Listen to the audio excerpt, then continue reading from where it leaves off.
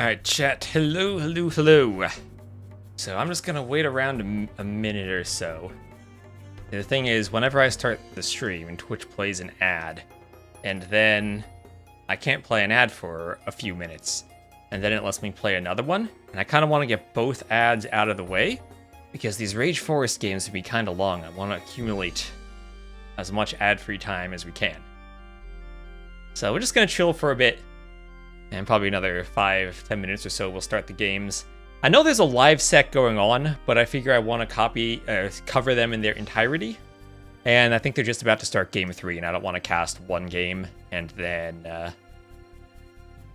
jump around in Rex. I'll rather have them in a consecutive block for the YouTube VOD. So yeah, we streamed earlier today for about 4 hours.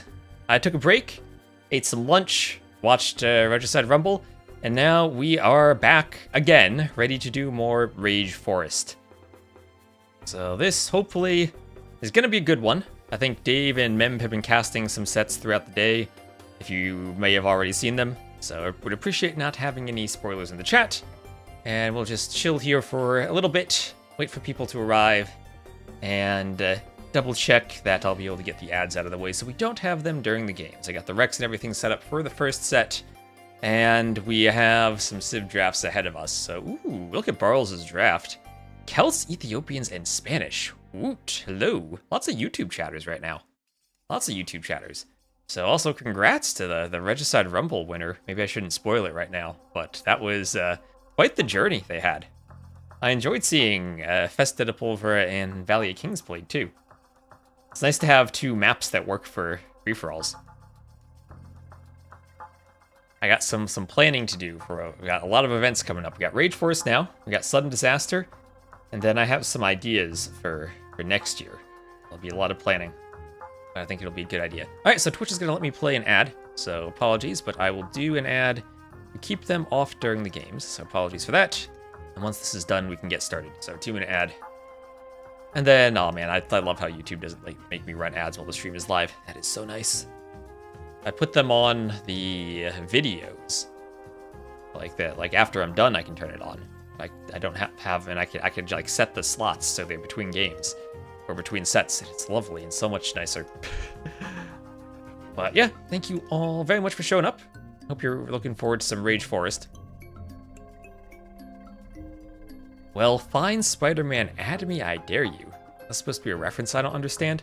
I haven't watched Spider-Man since Tobey Maguire. I saw some of the Tobey Maguire scenes in the other Spider-Man. Oh, Arbase using the Prime sub. Help us! Crusader bandits are everywhere! Dino Dance, welcome in, Arbase.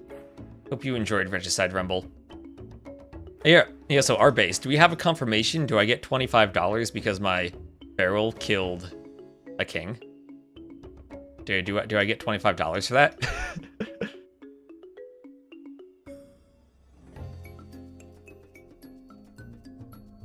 But yeah, so there goes the guy who killed the barrel.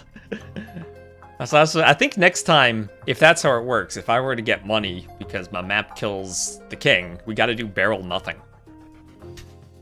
That would be a good map, barrel nothing. Destroy one barrel and everything explodes. Right.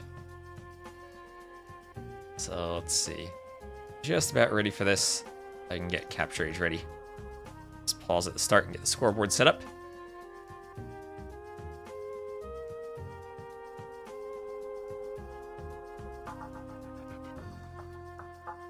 This map takes a long time to load all the trees. And Nunez's team. This is Team ACCM against Team Barles. And I hope this is going to be a good set. So let's get right into it. Hello is access ad-free 4K, the only way to watch AoE2. Yep. So here we go. So welcome in everyone to two very good teams right here. We got ACCM's team, he'll be in the cyan, against Barles' team, he'll be in the orange. This will be 1, 2, 3, 4, 5, 6 lakes total. A bit of a better setup, I think, for Barles' team, that the pocket players have the lakes. Might need to do some swapping around here on the flanks. Probably Grinchy and Green coming down here to grab No Zombies Lake. ACCM will be a pocket this game. He'll be Menunez's pocket. And he will have No zombie is his flank. What the heck happened to this road terrain? I need to recheck the map script because something feels different about the connections now, and the roads are much wider than they were. And I wonder if something changed in how DE generates connections, because I swear they weren't like this before. Unless I somehow broke something, just didn't notice it. Oh, and Elite Boyardee, thank you for using your Prime sub. Venison. Venison. Oh, that is a nice name. And here we're going to have a nice Vil fight, as it is Menunez versus Barles, Gray versus Orange, the classic color matchup. The impossible to see matchup, engaging on the flank with the pocket scouts coming to help. A reminder that every 100 subscribers, I'm going to add $100 to the prize pool. Up to $1,000. So we're at, I think, almost $6,000 right now in total, which is lovely for a completely community-sponsored event. So scouts will be fighting each other. We got a couple of Vils poking down that scout from ACCM. Barles would love to be in a forward position so that he doesn't need to let go of that pond. While Menunez and no zombie maybe have the downside that the two pawns are on the two flanks. The good thing is they're kind of back and not necessarily as forward as this pond is from Barles. So some give and take from both of the pond setups. What's over here? Those boar. I'm looking at that bear next to those boars, and I'm just thinking there's going to be some bear attacking scout mayhem. We've seen that a lot recently. These Vils from Menunez will go fight Barles. Let's go ACCM. Can't go worse than Viper's set today. Oh boy. Yeah, Barles just castle dropped Viper repeatedly, and Viper couldn't handle it. Got masterpieced a bit. So Scout goes down, and Barles is coming really far forward for this Vil fight. Not content just to wall up in front of his lake, wants to continue harassing. And on the other side, looks like we do just have a nice little wall up. So we'll have Nerve Kicks here as the red Hindustanis, Matt, the amazing pocket player, as the yellow Sicilians, as these roads are ultra thick. We'll have Edgar Davids as the purple Huns, and finally the Captain Barles as the Goths on the flank. So Goth flank for the Vil fight with the instant loom. Huns is a pocket with a pond to play Paladins. Matt to play Halbonager. And pretty straightforward roles. Hindustani is a decent Vil fighting Civ 2. Then we have Grinchy and ACCM as Slav and Bengali pockets. Interesting. So ACCM has a couple different elephant options. They could go elephants and infantry like we've seen so many times. That seems to be working out pretty well. They could just play Grinchy as Halbonager, or you could go champion too, with Druzina. That's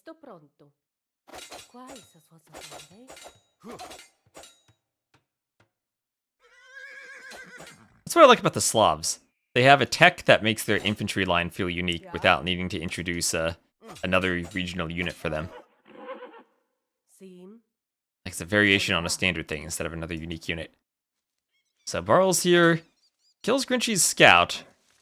And here both of the opposite flanks are going to come over here. Down the middle of the map, we just have Matt doing a double palisade wall. ACCM has not bothered to wall that yet. There's a bear down the tunnel. And of course all the pockets are going to start fishing. Grinchy definitely going down to Nilslambi's pond. And what's over there? That is a cow. It's not a Sneakville. Not a Sneakville. Yeah, Viper's Greed was added again earlier. That it was. I mean, Viper plays a lot of Rage Forest, doesn't he? I feel like he should be prepared for the aggressive castle drops.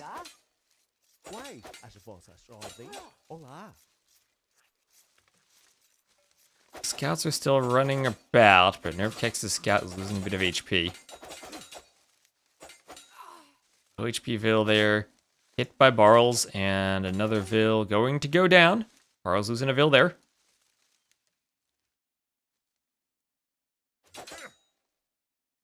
More Vils fighting each other.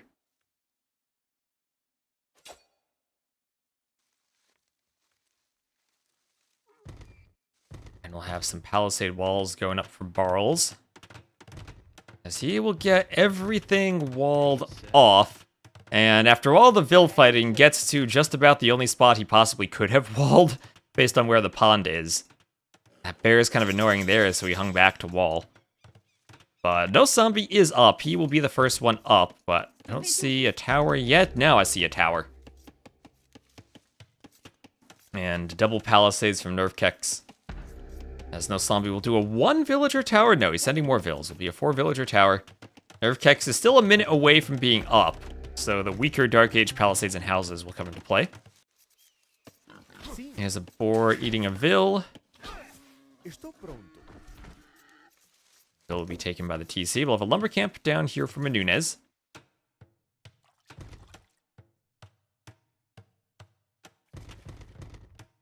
A few walls now going up here for Menunez. Gonna block off this pond. Can I show the idle time? Yes, I can. So, a bit of idle time for Menunez and for no zombie. Less idle time total for Barles' team. Menunez down 2 vills, though. So Matt got a kill with his scout early on. There's a Nerf Kex up to feudal. And he will be stonewalling behind this. Stonewalling with how many vills? With 7 villagers. I think he said enough vills. He just needs to make sure his vills get back onto the other side of the wall. There they go.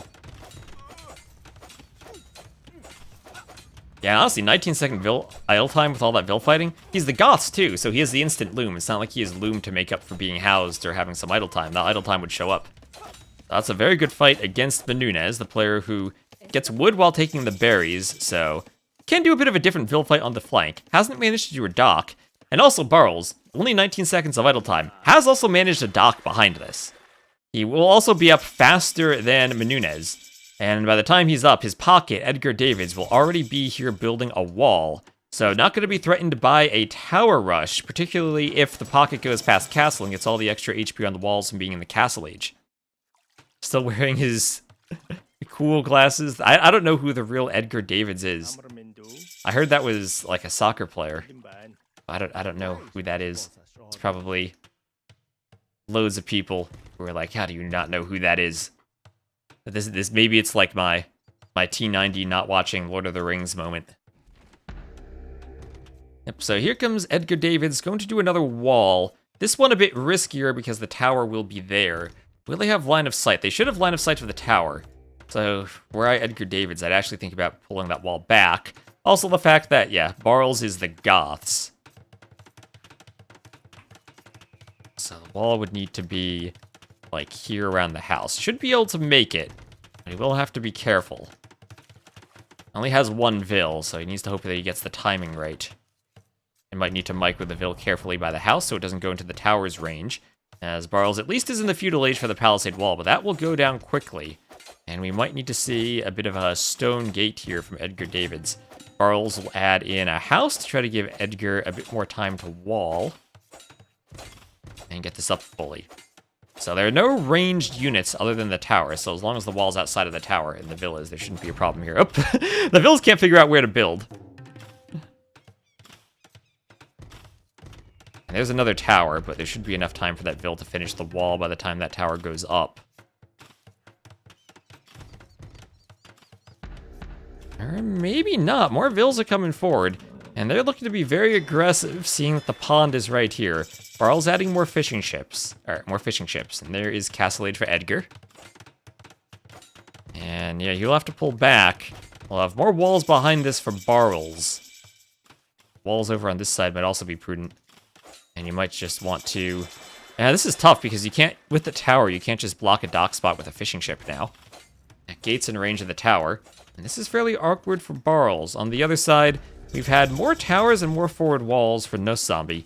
Doesn't want to give up any room here. And Nerf Kex will respond with a workshop in addition to his TC. So both pockets on Barles' team, 3 TC booms with a fish boom. Grinchy will do a 3 TC boom himself. But ACCM, before committing to the boom, is going to add in a forward workshop. So he'll do the workshop before the town centers. As the Bengalis. He will enjoy a few extra vills of the Bengalis and still just have a fish boom. Maybe they should get extra fishing ships, too.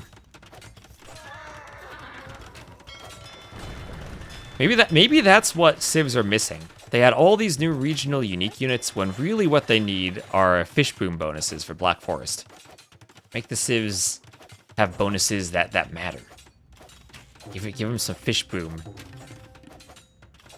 Like the Japanese and the Malay, they have good fish booms. Give more unique fish booming. bonuses. Yeah. Like if a civ's bad at Black Forest, like, I don't know, the Vikings, give him something like fish traps, shoot arrows at the enemy. Alright, so we have Barles going for the dock block. Going to do 2 docks and make it so that the warships here don't get through. But we will have an elephant from ACCM, and he now needs to win this micro war with the mangonel. If he loses that, then Barles stops the elephant. It's a demo. Yeah, remember when you could do demos? That was nice. And this elephant has to come back. A bit too much pressure from that mangonel. Nice defense from Barles. Monk coming forward, but he would need redemption to convert the mangonel. He can at least heal the monk. Yeah, fish traps explode on destruction. The more fish traps you make, the more powerful your demos. Kind of like Lithuanian relics, only fish traps and outside the dock. So our third TC now from Nervkex on the flank. He's dealt with some of that tower rush. No zombies up 2. He's adding a TC.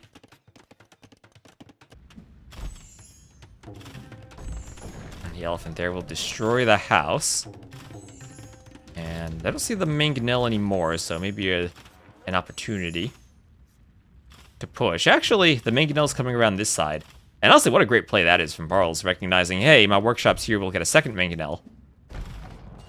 I can bring the mangonel around the other side and stop the elephant from breaching the walls over here.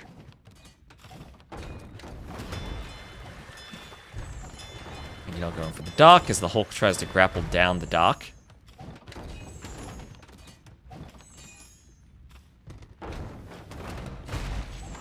Mangonel down from Barles' mangonel. And now the elephant will try to push through the houses, but be confounded by the other mangonel in the back. There's Sanctity for the monk. We'll need Sanctity and Redemption to think about converting mangonels. And with the docks, once again, this is weird. I can't see what's in the dock in Capture Age. See, I can't see what's in the docks. I don't know why. That's just another Capture Age bug. Hey, mangonel versus Rocket Cart here. Rocket Cart goes down, so Nervkex will repair his mangonel. And they both clear each other there. So there is an opening now. A demo? Ooh, there's a demo that does nothing. Poor demos. Still don't think there's redemption on the monk. There's a conversion on the spear. That'll let a few scouts through. Oh, a transport ship from Menunez. Where's that going? Up is a demo chasing the transport ship. I don't think that destroys it. No. 81 hit points. The Portuguese transport has extra hit points, I guess. What is Menunez planning with the transport ship? He can just be walled off and destroy. Okay. That was a failed transport. Fishing lines. Okay, he has the dock back here. All right. Another TC for him. 85 vills for ACCM, but since ACCM went for that early workshop, he has fallen behind on vill numbers. Only 86. The other pockets are around 110 to 115 right now. And I think I'm very scared of Matt's ability to boom as a pocket. But I think Bengali Slav has maybe a higher composition potential of units than Hun Sicilians. Now, 2 bombard cannon civs on both sides, Gas and Hindustanis, for Barles' team will be nice. Huns, of course, won't have Siege Onager, but Matt will have to play SO both sides. Portuguese do have cannon here from Menunez. The Chinese do not. They do have heavy rocket cart, but without siege engineers, they're lacking in range. And it looks like on the water, the Hulks have managed to do something rather valuable here in winning it, but they haven't cleared the docks. There's going to be another demo now. Barles, can the demo be useful at all? I don't know, but I think Redemption's in, so the monk had tried to convert to the workshop.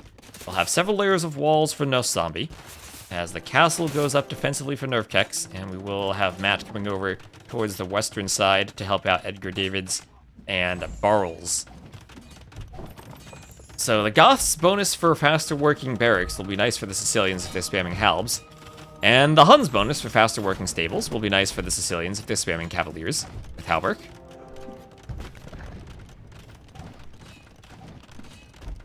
So either way, that helps. Could make guild nets give extra food for the fish traps. That could be a civ bonus.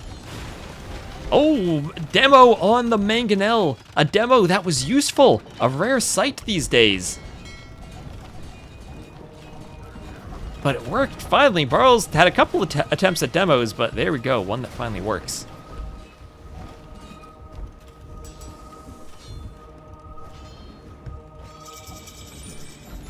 Conversion on the blacksmith.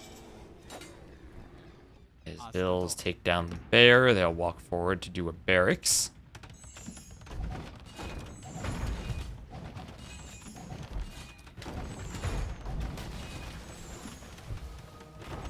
Bill's going over to do a stone wall.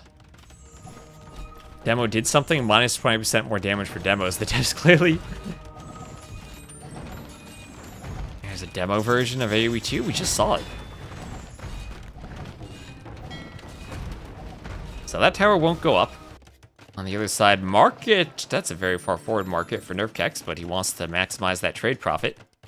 As he has lots of fortified walls. And the fortified walls will, of course, allow Grinchy as the Slavs to come this side. I'm still worried about Drazina. And I think Drazina champions should be a good opening against Sicilians, although if we just have straight Siege Onager, that's going to be a lot of Siege Onagers. Siege Onager Sergeant. What wins, Sergeants or Drazina champions? I would still think Drazina champions. We'll have the Purple Pocket Paladins, the pretty Purple Pocket Paladins from Edgar Davids, our Hun player. Be training them quickly and relying on his own fish boom.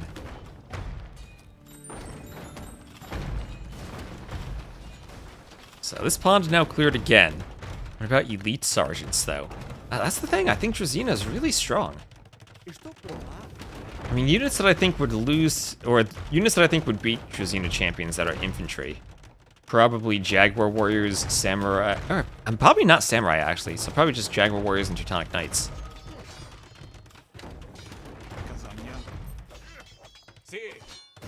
I'll see about sergeants, though, if they do get a lot of melee armor.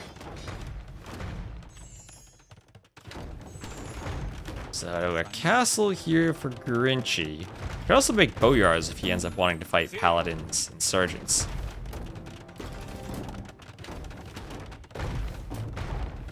Very certain chemistry now for Matt. Also, Matt has an insane boom. He's at 158 bills. If there's someone who knows how to boom as a pocket, it's Matt 107. So more walls going up here for Menunez.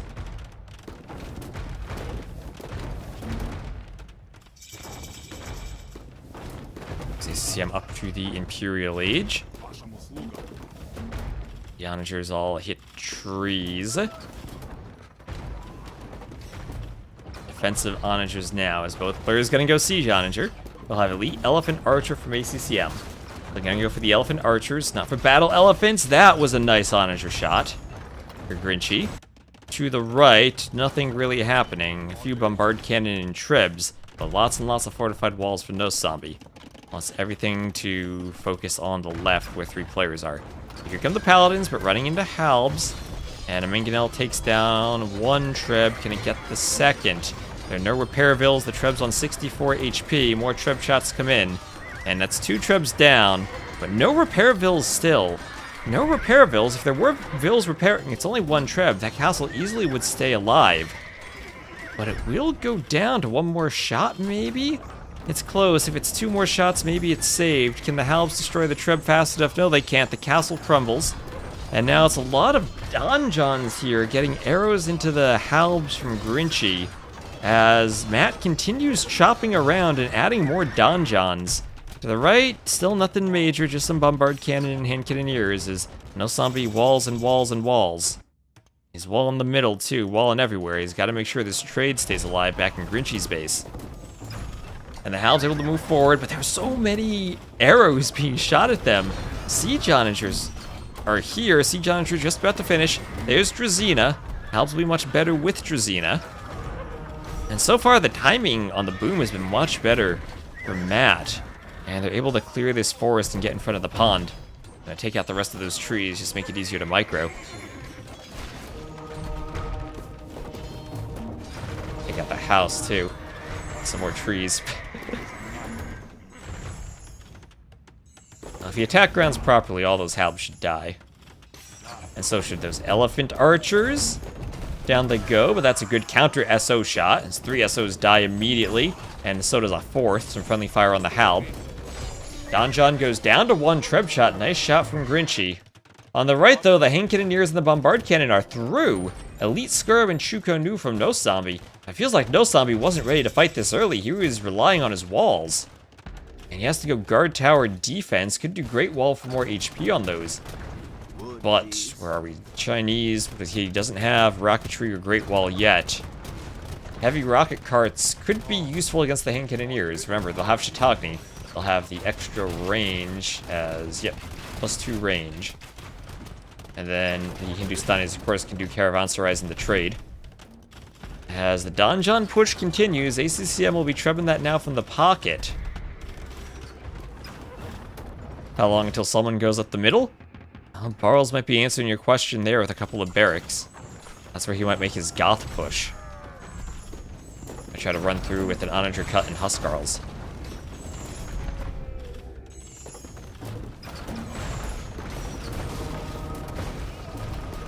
I don't even know where the Onager shots are falling here. Oh, they keep getting the halbs. Oh, Grinchy's gonna have so many deaths this game. I feel like the Slav player, they have, what is it, Siege Workshop units are discounted. Should probably be getting out more Siege Onagers compared to Matt, who's dominating the SO numbers right now. The halbs also being useful for Grinchy, trying to manage the eco between both. Those are the bombard cannon from Nunez is the Portuguese. Hindustani push continues, but there are now some skirmishers to try and deal with the hand cannoneers. It's about the best it looks like the Chinese can do for now. Now Zombie feels like he's struggling a bit over there. Dromans in the pond. Yeah, Goths can do Dromans now, right? A couple of Dromans there to push Siege back. Does he make trade cards from the converted market in Barles' base? Was the converted market destroyed, I think? Oh, wait, yes. No, the market's back here. Yes, he is. ACCM converted a market in Barles' base, and he's making trade cards from it. Let's go. They're gonna die immediately to the castle. Oh, it's dodging arrows. Oh, will it get away? Oh, it gets away. Yes, it gets away. It gets away, and it's gonna start trading. It is 4 HP. It'll dodge some Onager shots, get caught up in a traffic jam with the elephants, survive being chased by paladins, dodge another Onager shot, and now it'll go into the trade line and it's gonna start trading. Oh wait, is the trade going to that market? Oh, the trade's going to that market. His other cards are gonna try to go to that market. He needs to delete this market. Hello, Baron? Oh yes, this is ACCM's trade route. ACCM, you gotta delete that market, bro. Oh, I don't think he realizes. At some point, they gotta look at their military and be like, hey, the trade's going through here. What's going on? Yeah, that castle needs maybe some murder holes, some ballistics. Some Bodkin Embracer. But while this side is maybe pushing slowly, there is a converted Droman in the pond. So that's a Hulk. The other side is having no such luck, as ACCM now coming to help out No Zombie with some elephant archers, but the Huskarls are streaming through. Barles from the opposite flank coming over, hitting the other side of the trade route, and potentially hitting Grinchy's fish boom. Now, Grinchy can add in some farms if he sees his fish booms being threatened.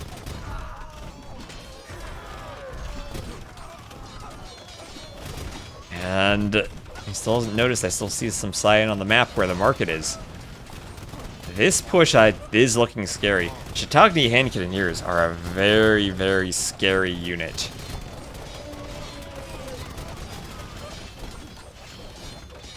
Sergeant's making donjons. Well, he did make a lot of donjons. Just didn't have too much room to make them, I feel. I think it's still an awkward push against Slav infantry. He mostly wants the siege onagers. He wants space to utilize them. Maybe we should get Barles to delete those houses. And what can one onager do? We get hand cannoneers here from Menunez. So maybe go over to the resources panel now so everyone can see the res. This looks like a really strong push. More hand cannoneers here from Nerf Kex. Just peppering those elephants with hand cannoneer shots. And with 17 attack, that does do a good bit of damage to the elephants. Hand cannoneer is, I think, one of the better units to include in a composition when you're fighting the elephant archers. They do enough damage to threaten them. Fire Lancers will not be good against hand cannoneers, the one unit that actually kills the Fire Lancer. No zombie may be hoping to snipe some siege with a melee unit. So relying on ACCM's elephant archers. We'll have Trebs on the other side deploying as the Onager hits some of the hand cannoneers. We'll have another shot as the Onager goes forward. Monks want a conversion. Droman here will hit the Treb, hit the elephants. And there are more attempted conversions on the Dromans as ACCM docks the pond and will go for a fire galley. Fish or Slav farms better? I think the fish are better still, even than Slav farms.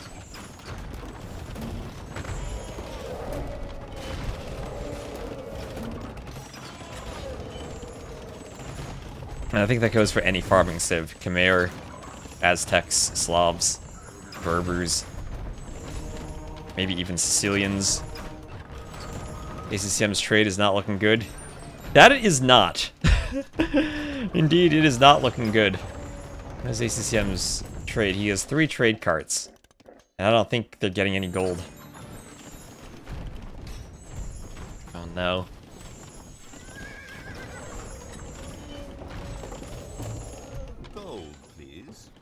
And Matt asking for gold. So over here, they're getting pushed back a bit. And maybe with the elephant archers here, ACCM could be able to hold. Now, attacking and pushing into Barles' base is going to be extra important, because then ACCM will have more trade. But castles on the right-hand side are crumbling, as is the fish boom. That's 34 fish traps. That's what, 3,400 wood, and then more wood in the fishing ships that were invested there. That they didn't recoup the entire benefit from.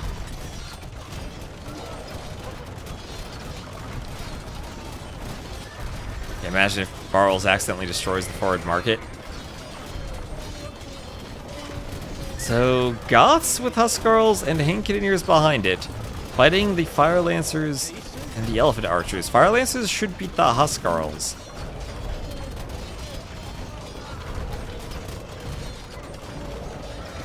But less so the hand cannoneers. And that paladin attempting to destroy the Onager does. And there are a couple of paladins that now, or at least one that's in the trade. So another castle from Barles is the ACCM. Nope, still hasn't noticed that market. Still, he's on only 11 trade carts.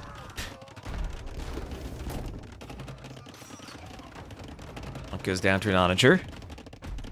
Albs are on split formation. Oh, and Grinchi runs right into some Onager shots. Here come more paladins pushing down, and ACCM's maybe running out of elephant archers on this side. The overchop is real on the woodline, and the paladins are in. The paladins are in. Ready to start hoovering around as we'll have some more walls going up here for Menunez to try to shut this down. But I think the paladins have already done what they needed to do getting through, and gonna be raiding some of Grinchi's vills. Big engagement now to the side as the elephant archers want to stay out of the siege Onager range. The trade cart is involved in the fight again.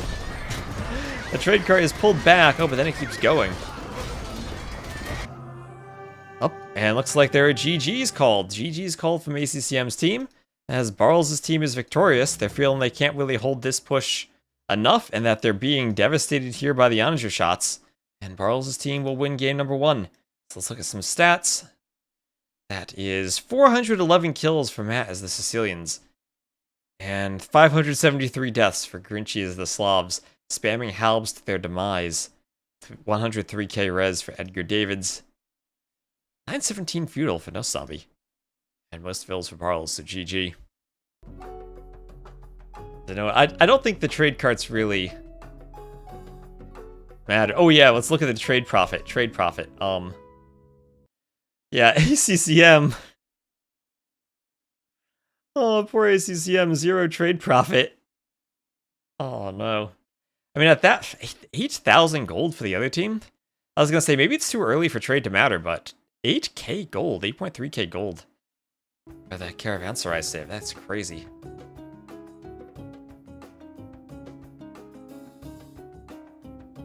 Okay, so we'll just get an ad out of the way on Twitch, update the scoreboard, and then hop into game 2. So we have here Rage Forest drafts.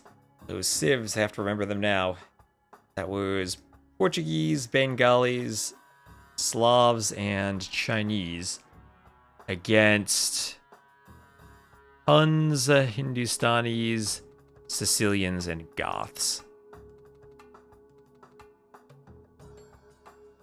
So I guess higher overall pick locations used for ACCM too. Oh, poor ACCM with the trade carts.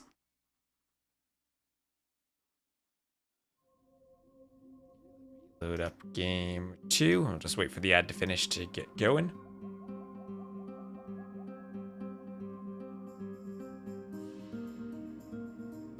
Yep, once again, we're going to get ACCM in the cyan color.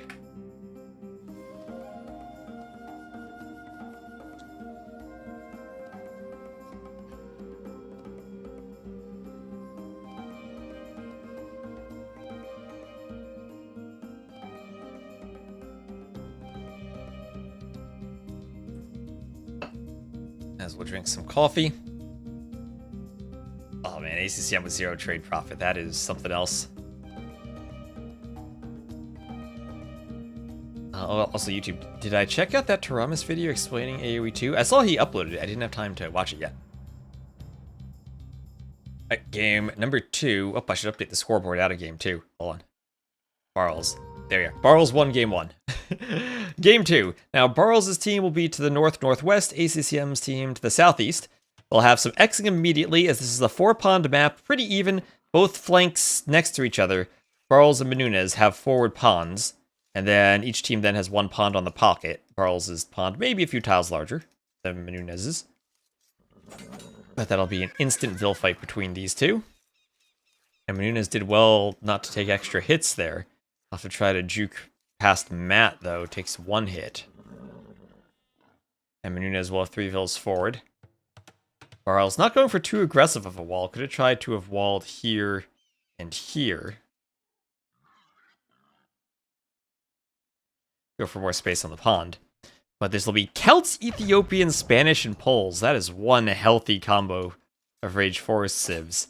Against Magyars, Berbers, Koreans, and Romans. I feel like I like Barles' civs a lot more. Other than maybe the Poles. Magyars can be good, but can also be very awkward. And yeah, this is what I thought Barles would try to do, the way Menunez is doing it. You get your walls up such that you keep a sliver of water open on the enemy pond so that you can dock it yourself should you want to. Barles a wall behind this. We'll have to delete all these walls to reclaim the wood. And on the other side, it'll be Nos Zombie versus Nervkex. And Nos Zombie tried to get a nice wall behind, but couldn't get there in time. Is that open at the top here? That would be open. And also there will be an opening here. Open at the top. I don't believe so. I think the coastline curves under the wall, but it's hard to tell. I do miss the user patch feature where we could scan with the wall.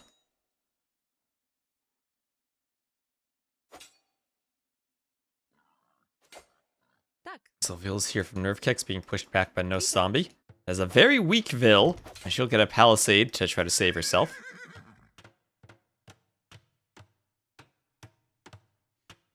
Vil's building a wall here.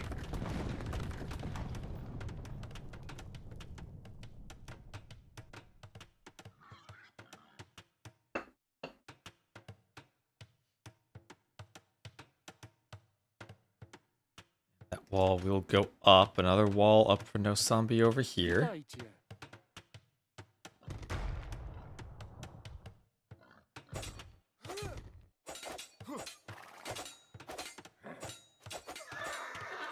And that horse goes down. Gotów jestem. Bill goes down.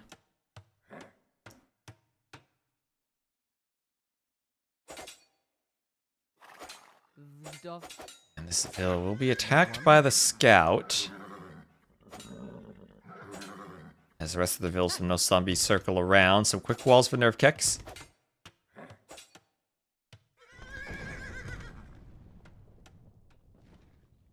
And he's trying to stay safe. We'll have another Vil forward for No Zombie. And this is still open, so he can sneak forward if he wants to. There are some boars there. One thing he can do is just lower the boars. But he'll get his walls up, so that is finished. 3 boars there. That'll be a forward lumber camp. Don't know how I feel about that lumber camp. I feel like a lumber camp with these vills would have been better. Because he's not going to get many more vills over there, I don't think. That's awkward. Anyway, Pocket's taking the ponds on ACCM's team. There'll be Barles on the flank taking the pond on his team. Matt as the pocket, Celts will just boom. That is scary, Celt and Spanish pockets. Spanish always have the option of going for conquistadors. And oh, that Vil down for Imperio. Could not get the walls in place, could not block with the scout. Tried for a triple boar lure, got 2 of the boars. Maybe couldn't get the final shot off. But he lost the Vil. Did he have loom? He didn't have loom. He's going for it again. He's going for it again. And get some F's in the chat for that sad villager. Oh, he didn't get the 3rd. Gets the 2nd. We'll just go for 2. This is easy mode, go for 2. Not gonna risk another villager's life. Servidora? So we'll bring the boars in over to the TC. So we'll kill a sheep. Mande? Boars will get a bite out of the Vil. We'll get a couple of TC arrow rounds on the boars. Boars will go down. And there we go. We'll have Feudal Age now on the way for Barles as he gets 1 boar under the TC. And we'll try to get the others too. And there'll be a transport ship now for Barles. Let's go. Going to transport. Now, if Menunez sees that, he's walled here. Menunez needs literally 2 palisade walls, and he stops the transport. But he doesn't get it. Barles is there. He's walling. Oh, Menunez was so close. That house was clutched, so the Vil couldn't wall. And Barles is in. He's going to try to wall forward a bit. There are some men-at-arms here. If Menunez can get the walls up, he can trap the Vils against the militia. And there's still water he could get to. Actually, no, the house is there. In Feudal, we see there's no actual gap. And the Vils are trapped. The Vils from Barles are trapped. Oh, there's 1 palisade that wasn't finished. There's 1 palisade that wasn't finished. They can get on the transport. Here is a transport's gonna block the other transport. And the militia can now attack the transport that can't get out. Oh, he moved though, he moved. He moved the transport and he let them out. Oh, Menunez was so close to a masterpiece there. But now both players with transports in the pond are gonna get the militia forward. And has to be careful of the TC. Well, the man-at-arms upgrade on the way. Barles needs to wall in this lumber camp. He goes with the house.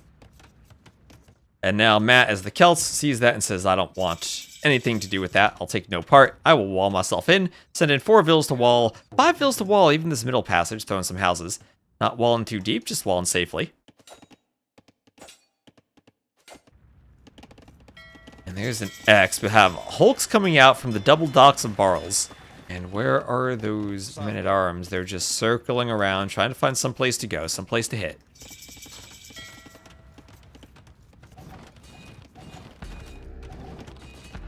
We'll have a tower going up from Menunez. Remember, you cannot garrison in the docks, but the tower will provide some cover for his warships, and in particular against the Hulks that don't have much pierce armor.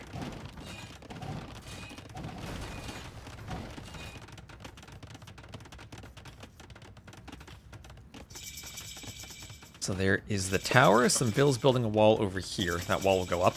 What's good? Hello, the Polder of Gloom. How you doing? Impera. Salve. Deus.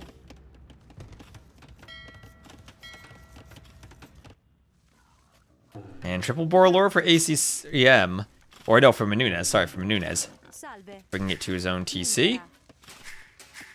He'll have no problem there. I saw the cyan in the pond and thought it was ACCM, but it is Menunez. Gets that done. All good. And we'll have an X over there as the men-at-arms have found a villager. ACCM pointing out to Menunez, go for that Vil. And now the men-at-arms will head towards the gold. Gold that needs some quick walls. Men-at-arms don't get it, though. Any fun new changes to the map script? Mostly just tweaking the balance slightly. It was in a pretty good spot. I think most people were happy with it. And the big things was not really for Rage Forest, but it now supports 1v1s, 2v2s, and 3v3s, as well as 4v4s. So if you want to play a Black Forest team game now, you can use the Rage Forest script for it. So men-at-arms go down. They'll keep mining the gold. Looks like the barrels are catching on. Yeah, I haven't reviewed the map submissions for Sudden Disaster yet, but I saw there was one submission that took the barrels and replaced their graphics with the beached whale graphics, so it has exploding whales. A couple of people got really creative with the game mechanics in the submissions, so I think that's going to be fun to review.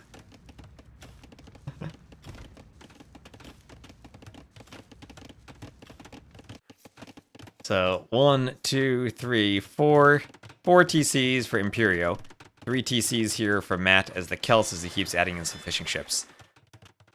Did I reintroduce the whales? I used the whales for scenery on Monte Pascual, for the Brazilian Dynasty map. But I know other people have used them for food or resources in other maps.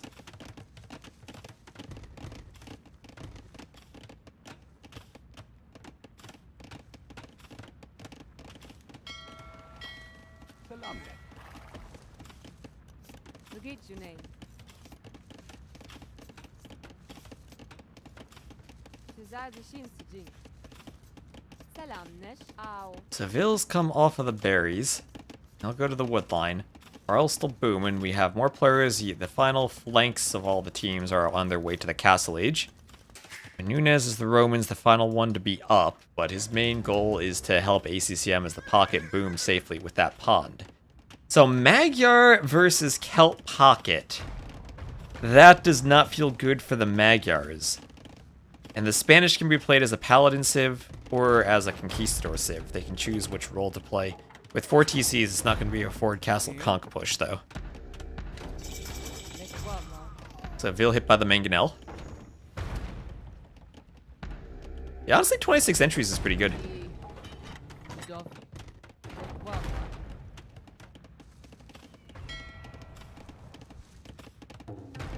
A couple of docks up for Menunez. Yeah, and I'll still see if I have any ideas for maps, because I know also, like, Rapture and some of the clowns have a couple of maps, too. So hopefully we'll have a good pool. I think as long as we have a good map pool, we'll have a good tournament. Am I going to play on them with Ornlu? Maybe. That wasn't actually a tournament, though, for maps. That was just me testing maps I made. We'll probably do some practice games on them when we get down to... we're going to do like a triage stage, and all the judges will pick a couple of their favorites, and then we'll probably play a few games on those later this month. Try to have the full map pool done by early September. So the Mangonels now go to hit the dock. And we'll have full walls in the back from Barles. As nothing really too pressury over here. Everyone's just kind of booming. They got some Mangonels more for show than for anything else. We'll cut down the TCs a bit for no zombie and nerf kicks.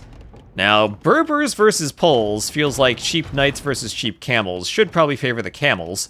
And even were the Poles to go for their Cav Archer play, then the Berbers could go Camel Archers. So I think that's a rough flank matchup for nerf kicks. And then Koreans versus Spanish is the pockets. I do kind of prefer Koreans a bit. You have your Hal Boninger Civ, where the Spanish want to be going Paladins.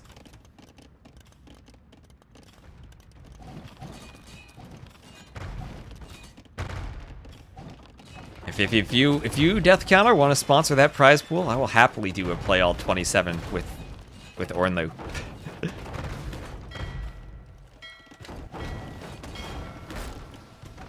Now, knowing Ornlu, that would take probably 52 hours. So the scouts getting onto the transport ship. Mangonel hits the transport, but not enough to one-shot it. And the scouts are through for ACCM. Up to light cav, and in a position to do some damage. Barles had some vills coming forward from the stone. And ACCM will get 2 of them and potentially a third. We'll see if Barles pretends to be the Viper and saves it. No, he doesn't. Not going to wall it in. So we'll lose that Vill. He's going to add some more walls, try to funnel everything in towards the town center. There aren't too many Vills by that TC, though, so it won't do much damage to the scouts if they try to run through. I have an X over here from Menunez, but this already is wall off. Matt on point with walling, going for some stone walls, making sure the damage to the flank does not come and hit him. One thing for Barles is he didn't run any Vills yet, but he does have a second passageway he can get through.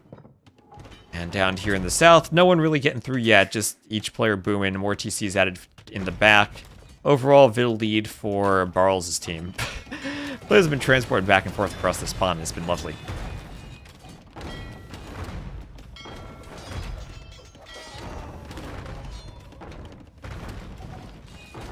And we'll have Imperial Age on the way for Grinchy. And also Wheelbarrow for ACCM.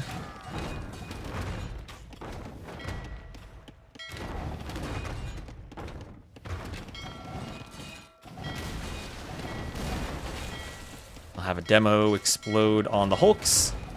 And Hulk versus Hulk with Mangonel behind them. Mangonels do melee damage. So he Mangonels his own Hulks. ACCM gets Menunez's Hulks. I was just going to say, I'm not sure how much they do because there's more melee armor than Pierce for the Hulks, but apparently you can destroy your own teammate just fine. Ornlu and I will have to try that out when we do our team games. So down in the south, finally something moving as players are getting up towards Imp. Grinchy as the Koreans will open with a barracks. He's getting ready to go Halb Onager down here. And the question is, what then will Imperio do? You probably don't want to spam Paladins straight into Halbs. So he could open Conquistador a hand cannoneer if he wants to come this side.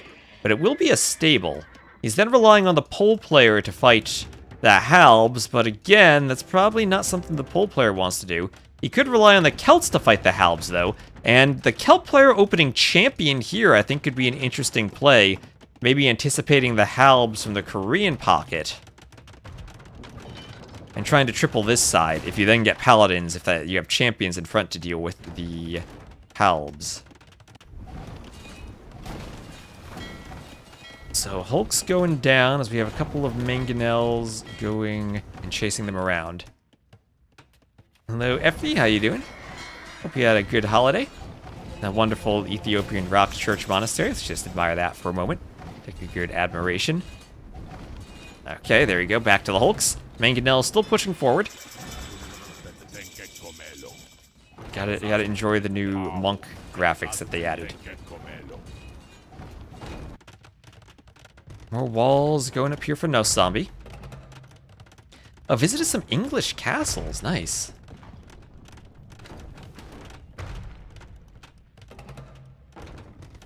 I'd like to do that someday. Take a trip to England, visit some castles. Maybe I could make a YouTube video about it and write it off as a business expense. I have some very good ones.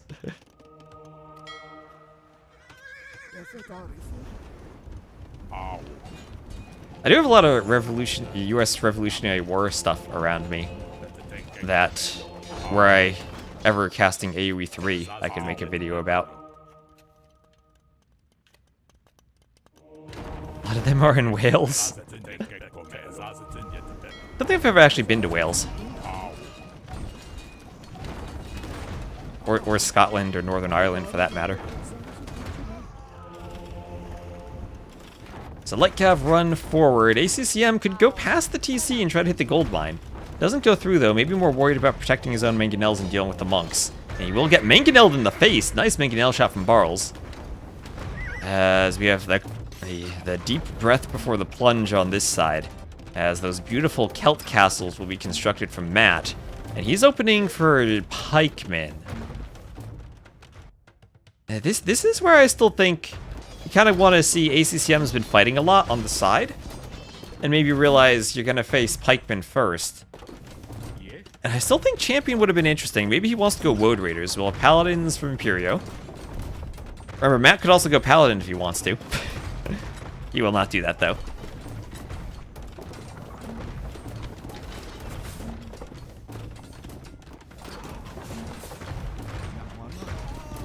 Bills go down to the onagers, and we'll have a cut. I don't know who's cutting where. I think that's Matt cutting. And then Imperio is through. Cavalier fighting Pikeman, as the pretty purple pocket paladin upgrade is 30 seconds away. We'll have Halb just coming in now for the Korean player, but not enough in the face of the speedy Celt Halbs. Celts will have the better Halbs than the Koreans. They still need the final upgrade, but they do have access to Blast Furnace. Heavy rocket carts pull back from the gate.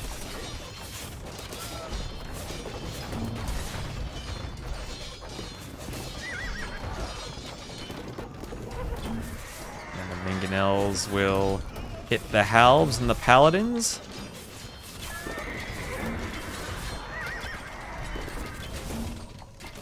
Archers will go through the forest. And it will be the Polish Cav Archers. So this is where I think the Berber flank for No Zombie, if he can get some Camel Archers out, should be in a nice position to fight on this side. They'll be good against the Halbs, decent against the Paladins, and great against the Cav Archers. Probably too many Halbs for Camels to be viable, so I think that's what No Zombie has to go for. He's on 98 Vils. He's not up to Imp, though. And Nerfkex is Imp. Nerfkex so far ahead of No Zombie. No Zombie just collapsing here as this push continues. We'll have the Cyan Pocket Paladins from ACCM, though. And it feels like ACCM has been fighting Barles so much that Barles on 64 Vils has taken damage, but really isn't out of the game at all. Also, Ethiopian's a flank instead of a pocket. Interesting to see that.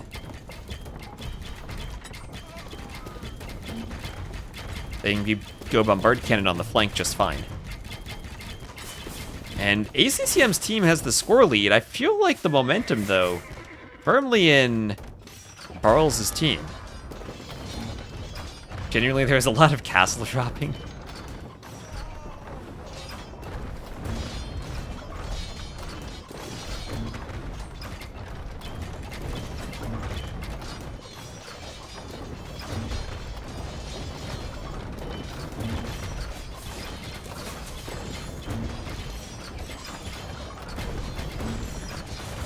Fortified gate goes down to the onagers.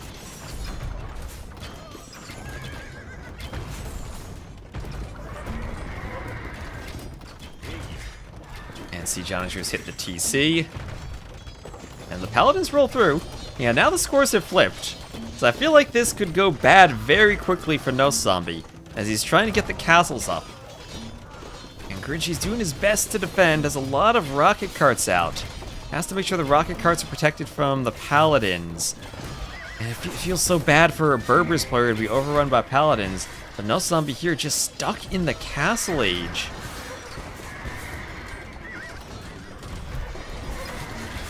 Doesn't have camel archers, doesn't have camels, doesn't have a way to go imp. His teammates can sling him. ACCM here with his own paladins. The Magyar paladins and Spanish paladins both can be equal, fully upgraded. So no real advantage there. ACCM gets enough paladins, maybe they push this back. A lot of paladins just went down for Imperio. He's moving forward. Matt is with trebuchets, taking out many of those keeps, and if he gets to the castles, that's it for the camel archers. You got 19 Vils garrison for No Zombie. We probably played this at like 4 a.m. his time. I mean, same for ACCM. This is probably not the best time for them.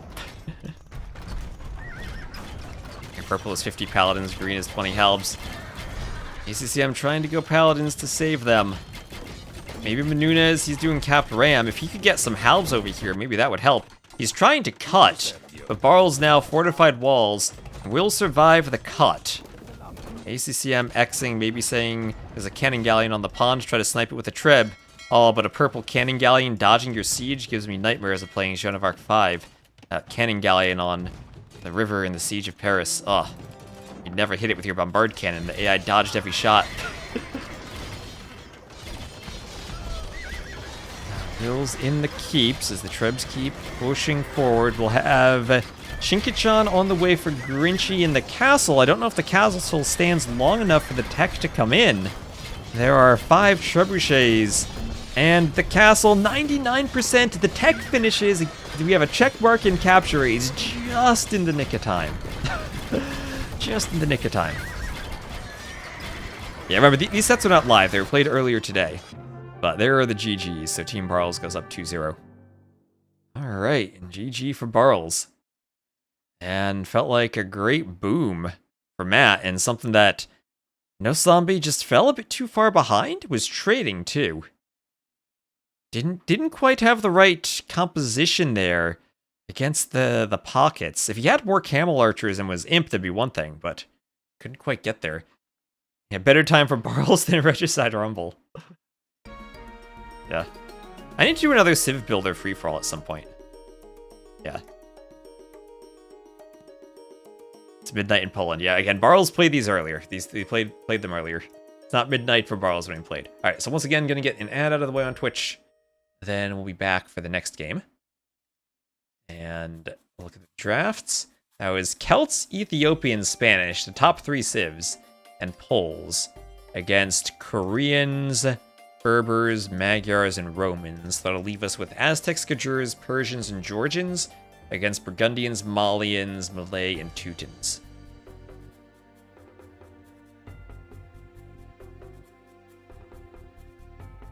I think Regicide Rumble was a success. Feels like a tournament with community involvement. Seems more fun than another waffle stomp by Hera. Yeah, I like the involvement of all the memes. We'll have to find a way to do something like that for other events. I like that. I think that could be fun for Sudden Disaster. Like some type of meme edition. That's kind of a fun, like, more casual thing too, right?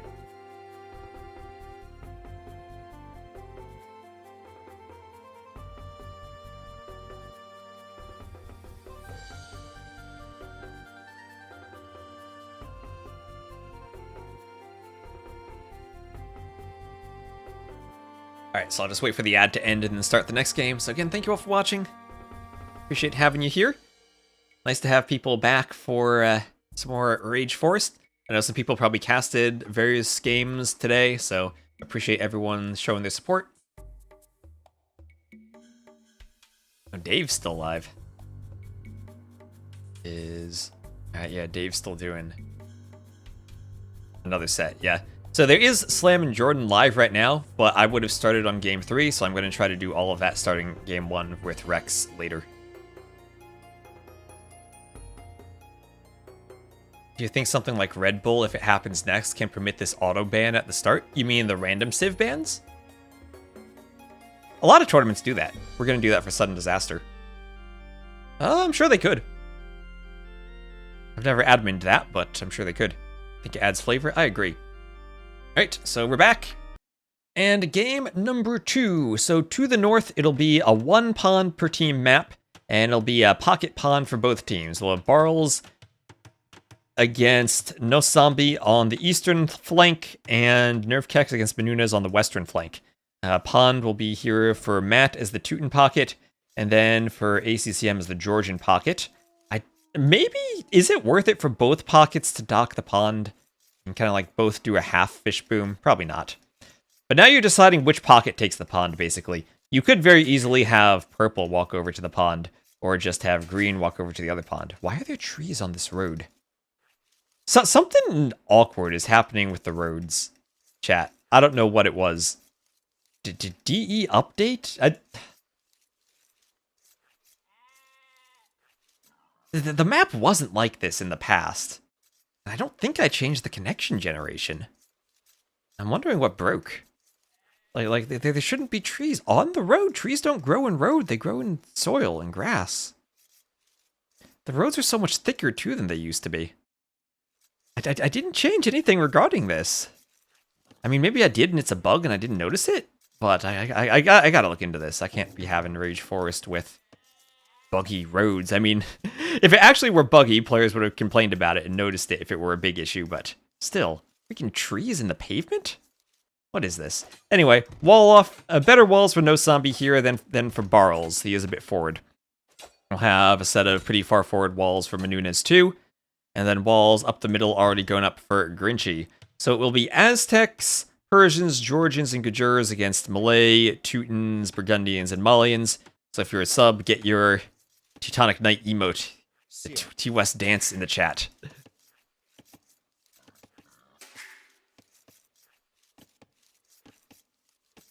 Sudden Disaster is the only tournament that matters. It is a good one.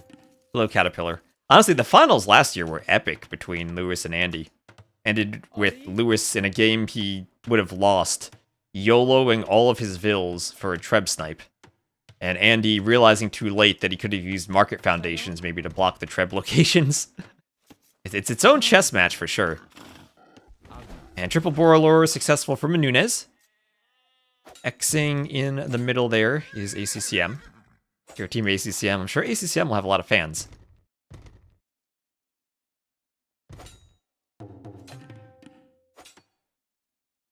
And some more purple palisades blocking up the middle path.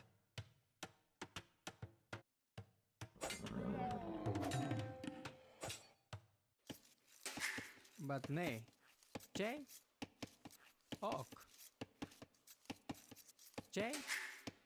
But nay. Ok. But nay. Comance?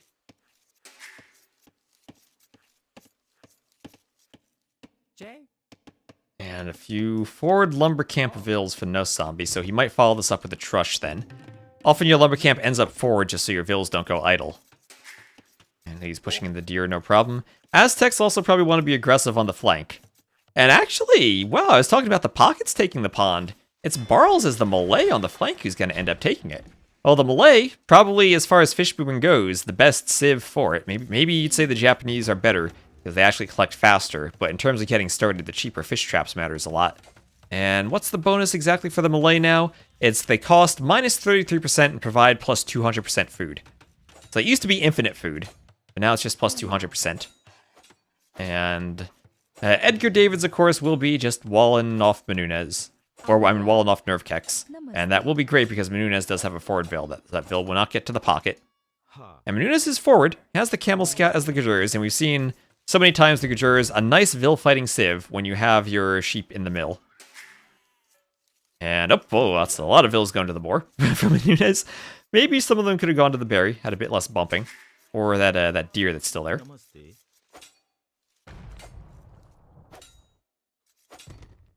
The palisade going down, and we'll have Menunez gonna wall that up. And a wolf here. Ooh, Edgar David struggling to wall in the wolf. Oh, dancing off there. But now, probably not enough HP. 7 HP and no loom. So one bite from the boar would likely kill the villager. He'd survive if the Vill's uphill. Yeah, 2,100 food is basically infinite fish trap anyway. Pretty much. But more walls now for Menunez as the militia comes forward. Camel Scout in the Dark Age does not have an attack bonus against cavalry. So if it starts taking hits from militia, it will not win against the scout until feudal. Once feudal comes in, it'll be much better, but I think the earlier feudal from Nerve Kex will give his scout the speed it needs to kill the Camel Scout. So more walling from Menunez as the men-at-arms come forward. And there is the triple Borrelor from Edgar Davids. They will have a triple Borrelor also from Nos Zombie. Is he going to lure to himself or to Grinchy? You know, he's going to take it past Grinchy's lumber camp. And bring it all the way back to himself. He's not going to help his pocket. No, he wants to push on the flank. And he's going to bring the boar into himself. So everyone up to feudal for Team ACCM. A wolf getting involved here, getting some HP off of a Vill as Menunez continues to wall. Are these just Dark Age militia? Nope, Nerve Kex is up to feudal. So he's going for the tower. And we'll have a stone wall. Not right there. Menunez is going to pull back a bit for the stone wall. And check the tower range. We'll try to build towards the edge of the tower range. Make it a bit easier for him to repair.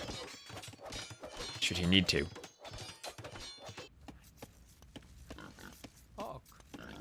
More boars chasing the Vill over here.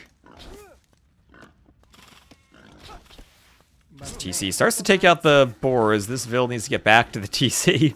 As the boar will take a couple of bites out from her. 2 HP left, so she can just shoot it once and be fine. There we go. So No Zombie gets that lure successfully. Stone walls and a tower now from Menunez. Grinchy's scout will just stare through the gap between those walls at the incoming militia. And there is Barles up to the feudal age. No Zombie up to feudal 2. And we'll have a stone wall up here for No Zombie. And feudal age, castle age, feudal for ACCM, castle for Grinchy. So the fish boom player will probably be castle a bit later, but with a much stronger eco. Persians will just go for the TCs. Part of me is thinking you flip it, because the Georgians want fortified churches boosting their farms, and the Persians will have the faster working docks. And maybe better for the Persian player to take the pond. But I guess it also depends if you want the Paladin player or the Halb Siege player getting up first. On Black Forest, part of me is thinking the Halb Siege is probably more important. Yeah, and of course it'll probably be the Burgundian player going Paladins and the Teuton player going Halb Siege. Although Burgundians do have good gunpowder, and honestly the Teutons probably have the better Paladins, with bloodlines rather than husbandry probably mattering more on Black Forest.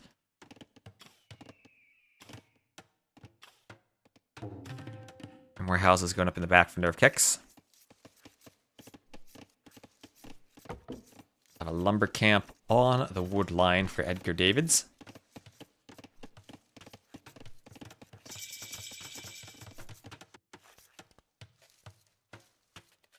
Oh, yeah, and if I think I talked about this earlier at Natty Longshanks, but it's because in the Dark Age you don't have the attack bonus in the Camel Scout. You don't convincingly win the fight until feudal. Inci.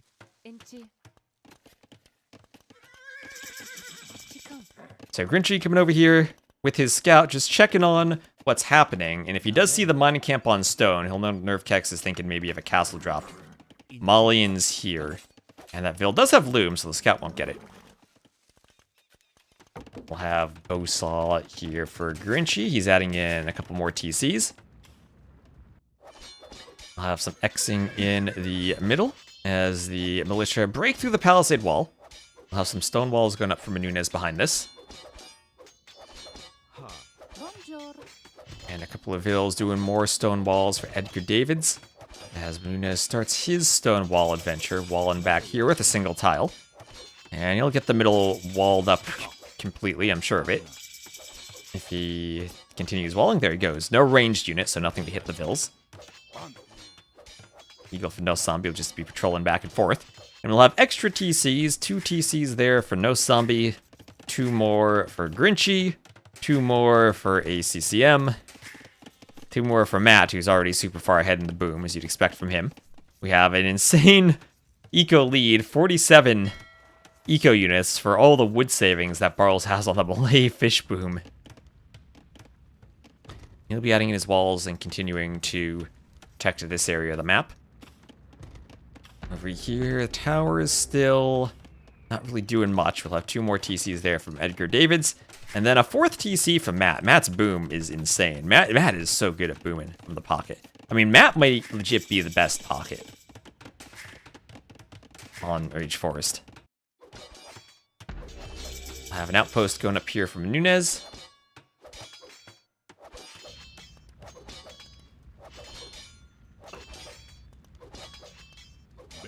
As the militia keep trying to break through that palisade, we'll have a house going up for Nunez here, keeping the Ville in position if he needs to wall again.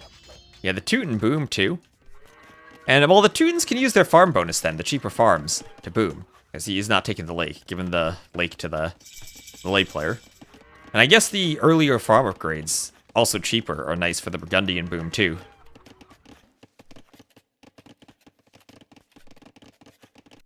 But ACCM with the Georgians on the pond is gonna have to hope that he has a better boom than both of the pockets and can get a good start to this game.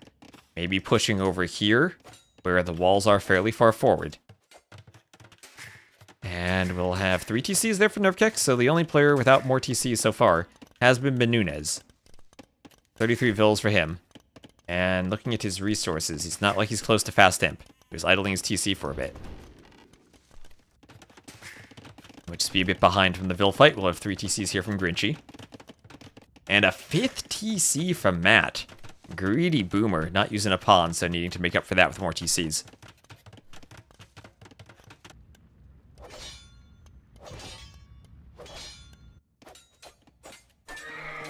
Scout goes down as the monk wants another conversion. Spears do some poking. I'll poke down that scout from Barles. We'll have Edgar Davids doing a workshop, and this is maybe why Menunez doesn't have that much of an eco, because he still has a forward. Wasn't really paying much attention to that on the map, because they were just tower fighting here. But he does have a forward, has a few spears. I don't think he has a vill here anymore, but he could convert more vills with that monastery if he makes more monks. Like a campaign, convert the vills. He can play Holy Man.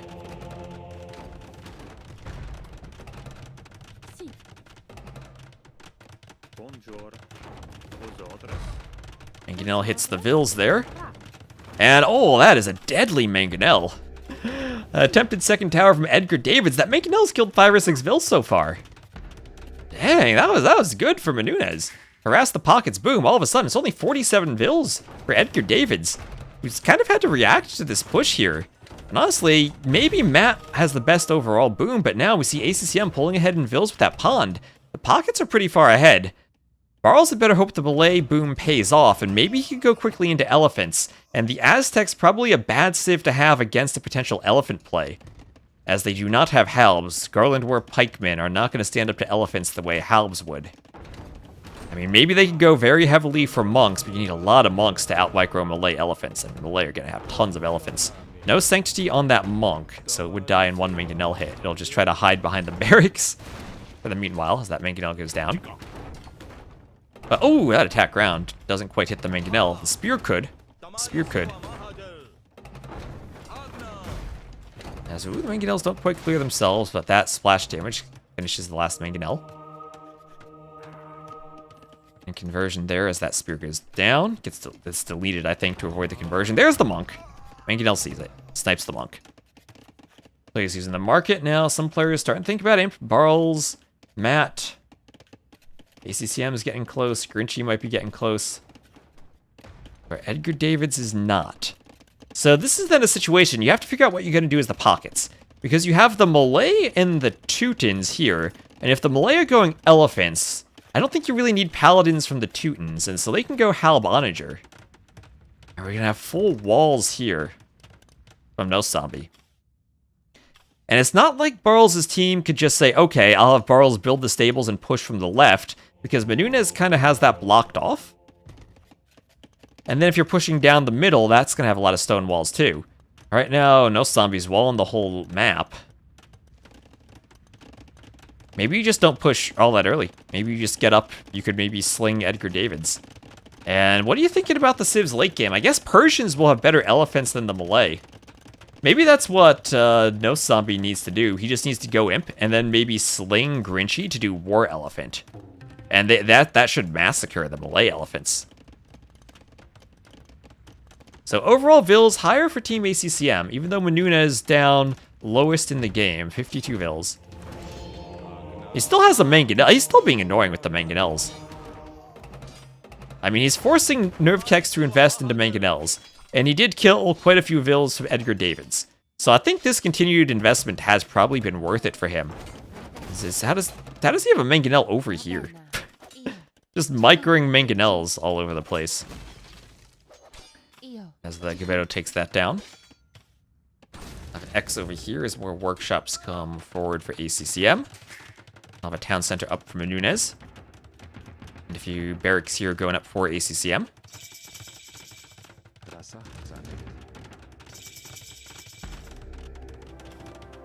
There is a castle for him. And we'll have a castle on this hill for Grinchy.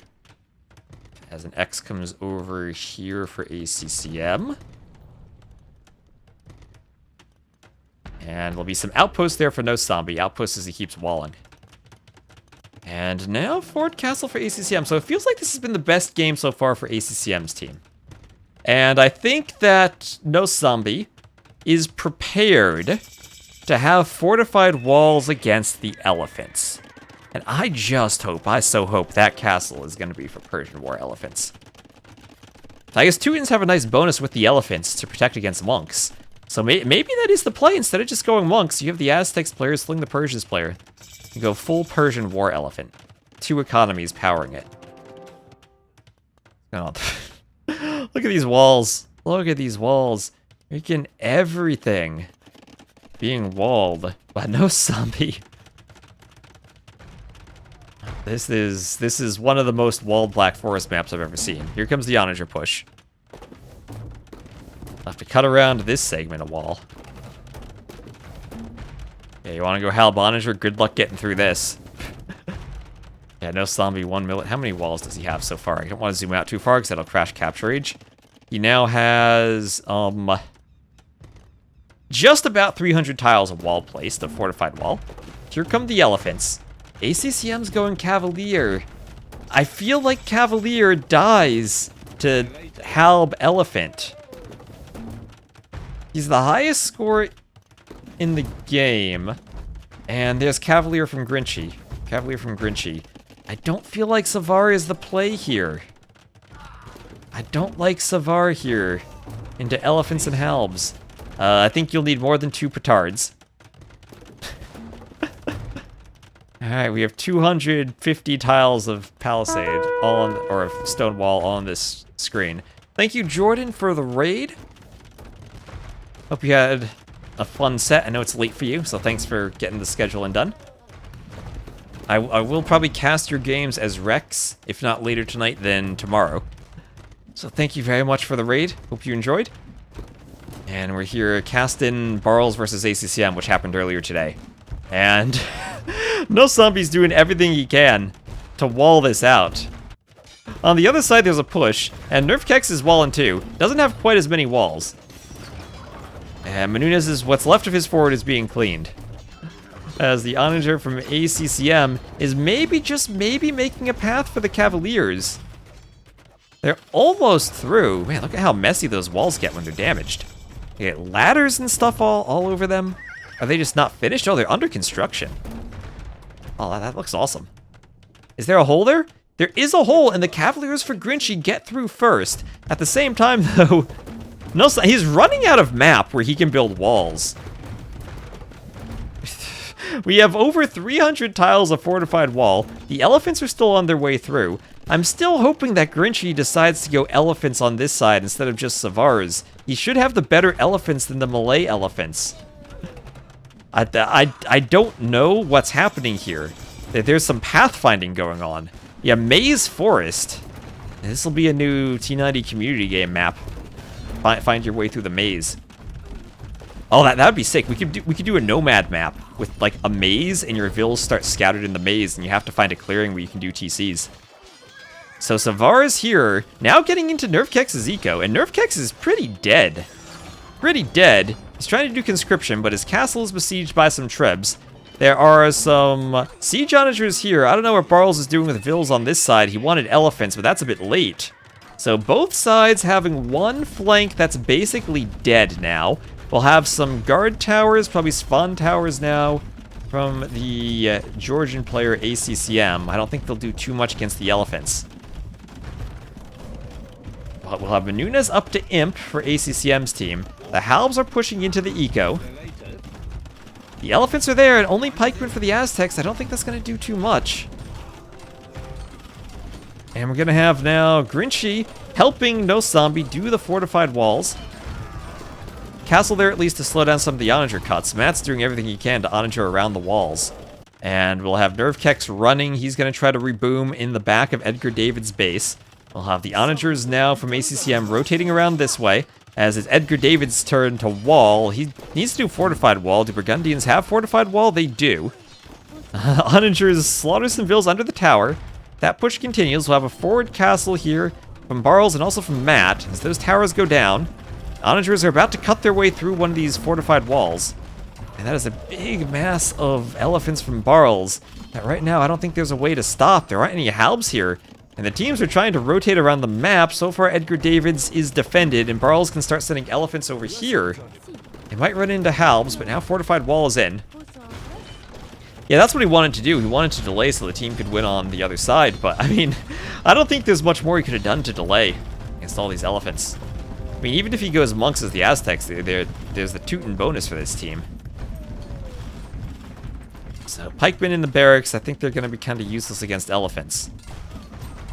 Grinchy's slinging wood to No Zombie, who at least did escape with 63 vills, so he has some vills left. He can keep walling. I need Grinchy to delete some farms for walls. But right now, good walls on this side. That's a lot of Savars that can't fight. And no more castles for Grinchy, so it's not like he can make Persian war elephants on his side. We'll have more walls going up for Edgar Davids. Onagers need to get close enough to hit the walling vills. And also not hit their own halbs. Oh, there's an outpost they could go through. The outpost is the weak spot in the walls, and the TC might be right behind it. I don't think they can wall there. Where are the halbs pathing, if not into their own onager shots? And the halbs are through, and the vills won't be able to wall there. Nice onager shot on the vills. The gate is down, and now they are in. But at the same time, the elephants are now getting into Grinchy's base. And these keeps, the spawn tower keeps, I don't think they do too much. Elephant archers, usually they don't do well against elephants, but against the melee elephants with low pierce armor, maybe they'll be pretty good. Siege onagers are a bit of a question, though. They can help against the halbs, but if the halbs close the distance, they'll kill the elephant archers. And now they're trying to hold, as their push over here is pretty darn good. These Burgundian guard towers will not be as strong as the spawn towers, although the halbs there will be better at killing than the elephants. We'll have no zombie. He managed to flee. He's still on 50 vills, so he's not down to the 2 vills we saw Viper fleeing with earlier today. And a bunch of vills will be underneath the keeps over here, trying to construct these towers. As the elephant comes forward for Barles. More vills will be going down. Savara's getting some raids in. Elephants in the back will be in a position to attack the Savars. Everything going down here as the keeps now keeping the farm safe. Barles doing a great job hitting both sides with elephants. We have elephant archers and Savars, though, pushing this side, and Siege Onager for ACCM. ACCM's still the top scorer in the game, and with enough Savars, they at least have an option for dealing with the Onagers, make the Onagers hit their own Trebs. Paladin's trying to protect the Onagers, but Savars are getting a couple of kills. Teuton Paladins, I think, should beat... Oh, these are Burgundian Paladins, though, so the Savars should win that. Teuton's player is just doing the Halb Onager. Yeah, the Halbs will be good, but the Onagers now at least have something that kind of closes the distance and kills them. Matt doing such a great job zigzagging the Onagers and protecting them. And protecting them with the Halbs from the Savars. And also hitting the Elephant Archers. Menunez has to be careful there. And the market is found. The trade is now being raided.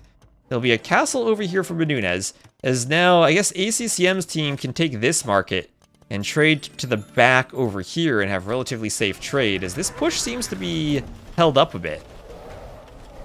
Yeah, they use some bombard cannon here, dude. I guess the only bombard cannon civs would be the Gajurs and the Persians.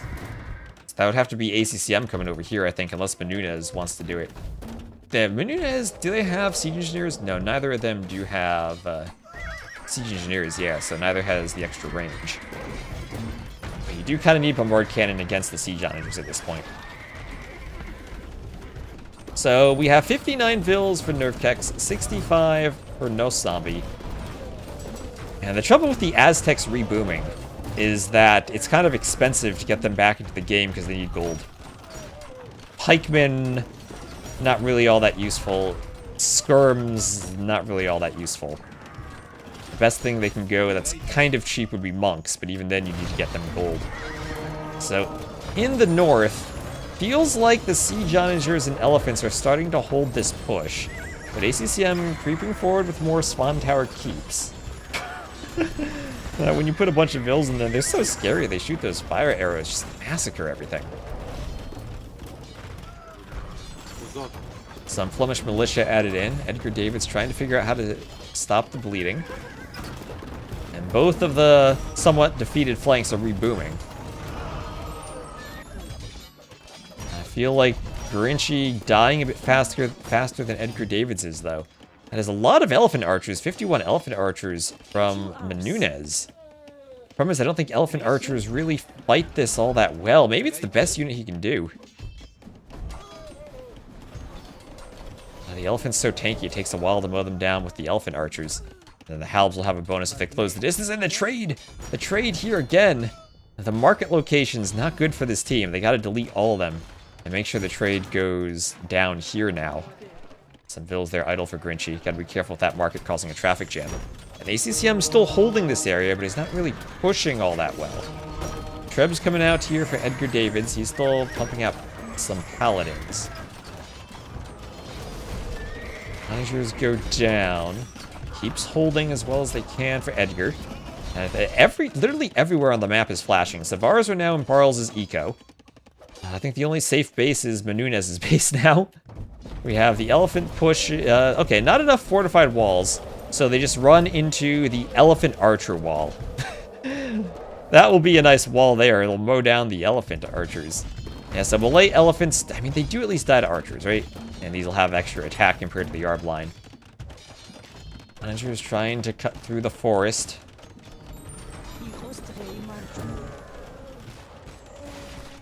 The trees go down. It's a lot of bombard cannon. 8 of them. Nunez almost at the pop limit. The rest of his team struggling, especially No Zombie still, who No Zombie... Wait, No Zombie's down to 47 vills? Oh my gosh, No Zombie's reboom was found. No Zombie's reboom, he didn't run far enough, was found by those paladins. Oh, he didn't run far enough, and now his reboom was super far behind Nerfkex. And 87 vills, but Matt has deleted a lot of vills. He just wants more military. He's not really losing units. Just going Halb, Onage, or Ram, so that's not too expensive for him. And if you have enough Halbs, you can defend the siege even from the elephant archers. Yeah, not looking good for Team ACCM at all. Got more Savaras raiding the eco, killing some vills from Nerfkex. Keeps going down to the Onagers. Petards coming forward. Maybe they can hit the keep. Oh, just Mangan Onagered his own petards. That was not good. CCM with the micro mistakes. Looking like Tulin there.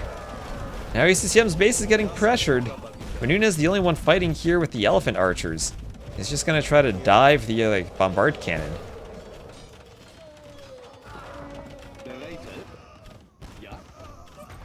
It feels like Barles with 98 vills can probably contribute soon. Even as the Malians, Farimba Light Cav can do something of a raid. You need a unit in a pinch.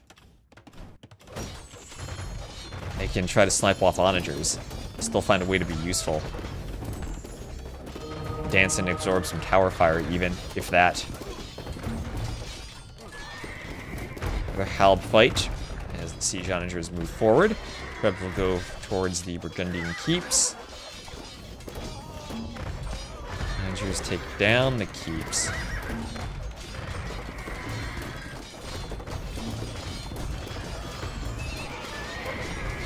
And that keep will crumble as the Onagers here are going to slaughter some Halbs. The Onager is going to start taking down that keep really quickly. Down it goes. Oh, thank you, Natty Longshanks, for using your Prime sub. By the way, it'll pop up in a minute. And, I mean, the push here is continuing. Attila, that boar would have killed me had you not intervened. Pity that none will ever learn of your loyalty. Archers, attack! A bigger betrayal than Bleda, those siege Onagers. Thank you very much for using your Prime sub. And again, every 100 subs, I will donate another $100 to the prize pool. So, Elephant Archers here. Menunez is doing everything he can hold, but he's holding 1 versus 3. And now that siege Onagers are forward, they can push the Elephant Archers back. Another Onager coming forward. As a couple of rams will be taking out these walls. And Onagers will hit the house. Krebs will go for the castle. And I mean, they are kind of rotating around. Barles on 105 vills. No Zombie up to 85. It's still just, if No Zombie gets back, what does he even do against this? It feels like the only thing you could really do is sling Menunez for more Elephant Archers, which is kind of doing okay. You can try to go monks, but again, Teuton bonus on this team. All the players seeing the monks need suddenly to go do devotion. Yeah, no one over here is devoted. If they do devotion, they pretty much counter the monks. Devotion plus Teuton's bonus. LC River? Manganel's there, getting some shots on the Halbs. Barles must have some elephant tips. His late game is insane. Hello, Blue. How are you doing?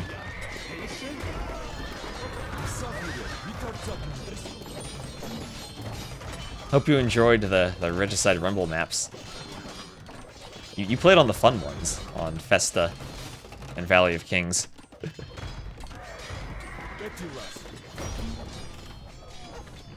Okay, so, I mean, ACCM is still pushing.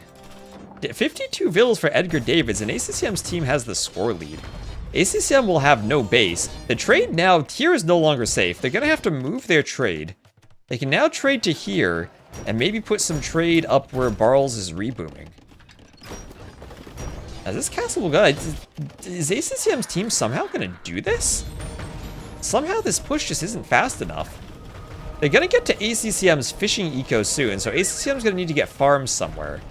23 trade carts. It feels like his team just doesn't have trade. I mean, I guess the other team doesn't have much anyway. It's 35. Not a single trade cart there for Matt, but Matt really just he isn't losing units. He's just microing siege onagers and trebs. So ACCM's team has the score lead. No Zombie, he is boomed enough to make pikemen now. I mean, I guess it's better than Gajur Spearmen, Aztec pikemen. Does he have Garland Wars? He does not have Garland Wars. They could get him a castle to research that. I mean, +4 attack is nice. Still not the same as Halbs.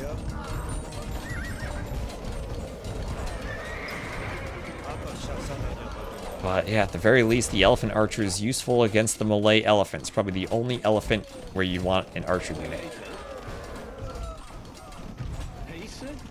Other than maybe Genoese crossbowmen. But with all these elephants, he's kind of stopping the push. We now get some monks in from No Zombie. Do we have devotion yet? Still no devotion for Barles. And Barles can do heresy and faith. Oh, did I say Barles is reboom here? This is Nervkex's reboom. So I think Barles was orange in another game. Flipping colors always confuses me. That was Nervkex's reboom. So Nervkex, 94 vills. But all in all, Team ACCM's now up by 100 vills. And maybe Team Barles needed to be fleeing their vills into these bases more as they were rotating around the map, because now they've been raided so much. Yes, these elephant archers are holding. They're holding enough for Menunez. Menunez carrying the team right now. Some stables here picked up by Savaras from Grinchy. Grinchy is now rebooming in Nervkex's base, as is No Zombie. And they're trying to put a market down there. They're hoping they can reclaim enough map here that they can trade. And maybe they can. Barles going to lose quite a few vills on this wood line. Get mowed down by those elephant archers. Oh, yeah. Look at them all just die. That's a massacre there. That'll be a good vill loss there from Barles, who only has 9 military units at this point as the Malay. And now their eco is being raided over here. How are we only an hour into this game? It feels like this game's been going on for 2 hours, the way they've raided everything. But there are Hussars from Grinchy in the trade. Persian Hussars. Wouldn't be a better unit over pikemen? I mean, so the pikemen, they have plus 22 against cavalry. So even though the Jaguar Warrior has a high attack, the fact that you need gold when you're rebooming and don't have trade just kind of makes it so that you can't get to it, even with a castle. Whereas pikemen are pretty much free to spam out. And with Garland Warriors, you can still fight Halbs. I think he's still missing some blacksmith upgrades. You can at least fight Halbs decently enough. He needs attack upgrades. But there are the GGs from Barles' team. Their trade now raided by the siege onagers. And now that ACCM's team has rotated far enough to get to the trade, Menunez rebooming, getting elephant archers out was just enough for them to hold. They lost No Zombie's base. No Zombie, how many walls did he try to add? 318 walls? Not including the ones that were destroyed? He had more walls over here? He made over 400 tiles a wall. Slow this down. Trek, thank you for the follow. You want so many nerfs for elephant archers, it isn't funny. I mean, elephants in general are insane. I still would have loved to have seen elephants from Grinchy, but there's ACCM picking up a win. So that at least makes it a 2-to-1 set. Capture Age, hello. Let me click the score button. Thank you, how do I say this? Filiumbri for the follow. And Snoo1, thank you for the follow. Welcome, everyone. That was, how many kills did we have? 644 kills for Grinchy. Only 68 for Nerfkex. Only 68 for Nosami, but did a 15 and 18 conversions for both of them. But dang, that felt like an unstoppable push. Oh, and Otter, thank you very much for the raid. We just finished casting Barles and ACCM, and we're gonna move on to another set now, probably TeMo versus KingstoNe. So thank you very much for the raid. Hope you had a good stream.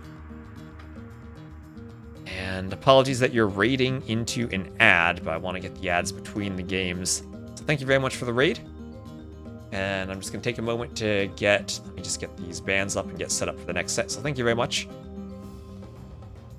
And let's see, we'll have losses for these civs and wins for these civs. Thank you also for the follow, Bob Peff. Alright, so give me one moment and I will get the next scoreboard set up. And Megumi, thank you for the sub and getting our sub goal to 69. Nice number. Hear that howl? That one's the king of the wolves. He can take down an army of our Norsemen. Alright, so let me grab the Rex and I think we'll do KingstoNe versus TeMo. Oh, and up! UP, thank you for the sub. Attila, that boar would have killed me had you not intervened. Pity that none will ever learn of your loyalty. Archers, attack! Thank you very much. And this one will be, who's on which side here? TeMo versus KingstoNe.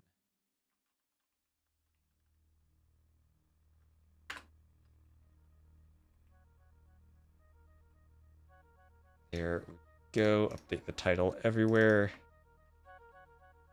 Versus KingstoNe.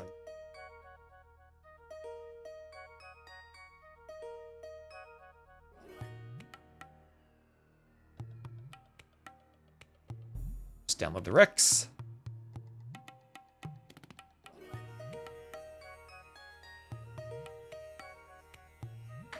One.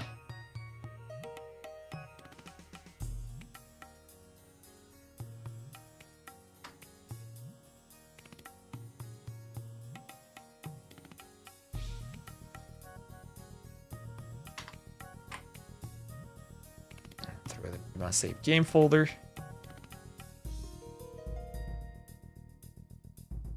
And Makiki, hello. Thank you, everyone. And of course, if we do get to every 100 subs we get, I'm going to add another $100 to the prize pool, up to $1,000. So thank you very much for all the subs and all the support we're getting. I hope you all have been enjoying Rage Forest. My goal is to cast every single game. And we got 6 more to cast. We'll see how long they take if I cast them all tonight. But hope you are ready for our second set. Or actually, this is our 4th set of the day. We cast at 2 in the morning. And let me just get the name set up in Capture Age and we'll be good to go. So this will be Team KingstoNe against Team TeMo. And here we go. So, KingstoNe's team to the west, TeMo's team to the east. To the north, it'll be KingstoNe against Abunzahalt in the Vil War to the north, and then Dobbs versus TeMo in the south. Now, pretty open bottom of the map. Lots of rhinos, awkward passages. This is much closer to TeMo. Want a forward wall. A lot of games. That's, what, 15 games in a day? Yeah, well, we'll see what time it is after this set's over. Don't know if I'll get to the last one. But if not, I'll cast that tomorrow or during the week sometime. Jay? So Ibex pushed into the TC there from TeMo. Not going for the Vil fight immediately. Neither is Dobbs. Both of them just sitting back, patrolling, pushing some deer. In the north, though, we do have a Vil fight. KingstoNe here has the Lithuanians, a civ with the plus 100 food they start the game. They have to start the game.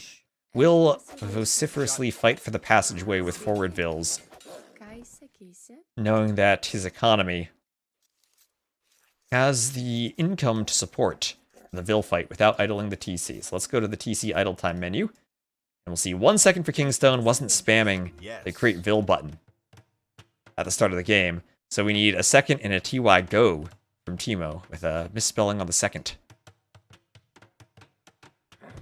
So I appreciate everyone watching, and I hope you all are enjoying Rage Forest, because it has been an absolute pleasure to host this. And again, big shout out to Sensar for helping with so much of the organization.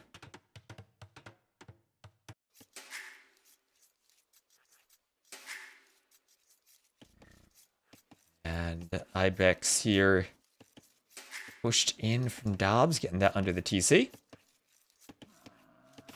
There it goes. And so how many pawns are there? 6 pawns, 3 per team. And a bit of a nicer setup of the pawns, each pocket having one here for KingstoNe's team. The Teutons and the Chimera. Although 2 civs with farming bonuses with pockets. For this is a map to hope for no farms, maybe those are the civs. Also, Aztec's a farming civ too. But easy pawn for the Goth, so that's going to be a nice Goth boon. If Rooster can take that pond, and he's putting a ton of villas on wood, so it looks like he will go for the pond. And this will be, from the pocket, Zach, coming down to do a dock in the southern pond as the Jurchins. Oh, look at all those subs. Thank you very much. J'ai blood on the ears, all these almost dry. Thank you very much for the sub gifts. Oh, Masty got one. Get a Lahir quotation for that. Thank you. But nay. Yeah, Masty gift. Look at that. Masty's the lucky one. Thank you very much. As I said, that will help. Every 100 subs is another $100 to the Rage Forest prize pool. So thank you very much for the support. Yeah, Donald with the dodge emote. Oh, with several dodge emotes. Look at that. You got a variety of dodges. You must be dodging a lot. That's like the Dodgers paying all that money to Shohei. They're collecting a collection of dodge emotes. So, ooh, a bit of a long-distance gold mine there for Dobbs. Looks like he's gonna drush. Look at that, the 3 militia drush mining 10 gold. Bothers you that they're not aligned? Yeah, they're slightly not aligned. And Oladushik, thank you very much for the raid. I'm here watching KingstoNe versus TeMo. Again, we're casting the Rex. This was played earlier today, so appreciate not having any spoilers in the chat. So, militia here forward for Dobbs. And he'll be against TeMo as the Aztec. So once we're on Aztec flank, I mean, Aztec and Maya, the 2 Mesoamerican civs as the flanks. That is a weak Vil, but she did kill that tiger, and we'll go for the triple Rhino lore with the help of the eagle to block. So a tiger, 3 rhinos, and an eagle. All walk around some box turtles in a pond. I can't really see that Elo, because I turned that off. I thought it was a bit too cluttery for the overlay. I also thought it's kind of misleading for Rage Forest. You have Albin Zuahalt, who's one of the best Rage Forest players who doesn't play 1v1. So you see players with like 1900 elo, but that doesn't really reflect them. So I figure just keep the overlay a bit cleaner. Yeah, for the live matches, you can still use the match command in the chat. But I think among the real Rage Forest players, they kind of know each other, and they'll know what type of skill to expect.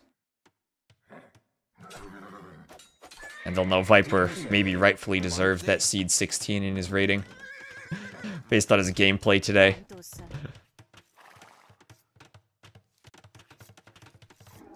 There's a Buffalo that KingstoNe just hasn't picked up. These top-notch Rage Forest players, it's a draft system, so every team has a captain. KingstoNe and TeMo were the captains, and then they drafted from a collection of 64 of the top signups for the tournament.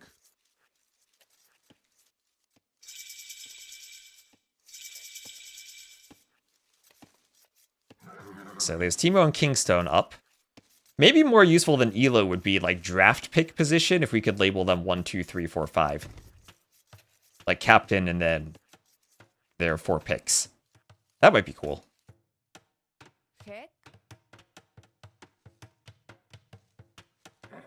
So Men-at-Arms here trying to pressure the wall. We'll have the archery range forward, so TeMo's being extra aggressive. And we'll have Philip here as the Teutons looking to wall up the passageway. And Dagao in the pocket will be walling too. Yeah, so Dagao and Abun Zuahalt, I think the first pick for each team. And you can tell that it's pretty crazy to have Dagao still be a picked player and not a captain. With how high his elo is and how experienced he is in tournaments. Master of Black Forest 1v1 of the 16 captains to determine the seeding. I don't know if that determines team game seeding. But the map does work for 1v1 now. We could do it. The men-at-arms attacking the militia. Militia going down. Eagle poking the house as the men-at-arms keep pushing forward. We'll have some repairs in the house from Dobbs.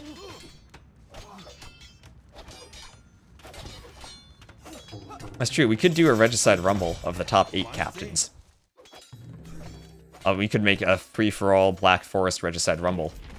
Some more rhinos moved in from Rooster. So nothing too aggressive to the north. Abunzuahalt just going to stonewall up as did Kingstone.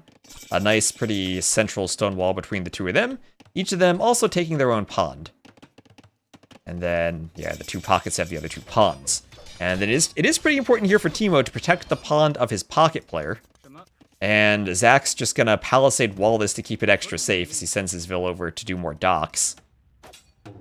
I'll have some extra walls here from Dagao in the pocket. Remember, Roosters, the Goths won't have access to stone walls. But since he's the pocket, doesn't really matter. So Men-at-Arms trying to break the range.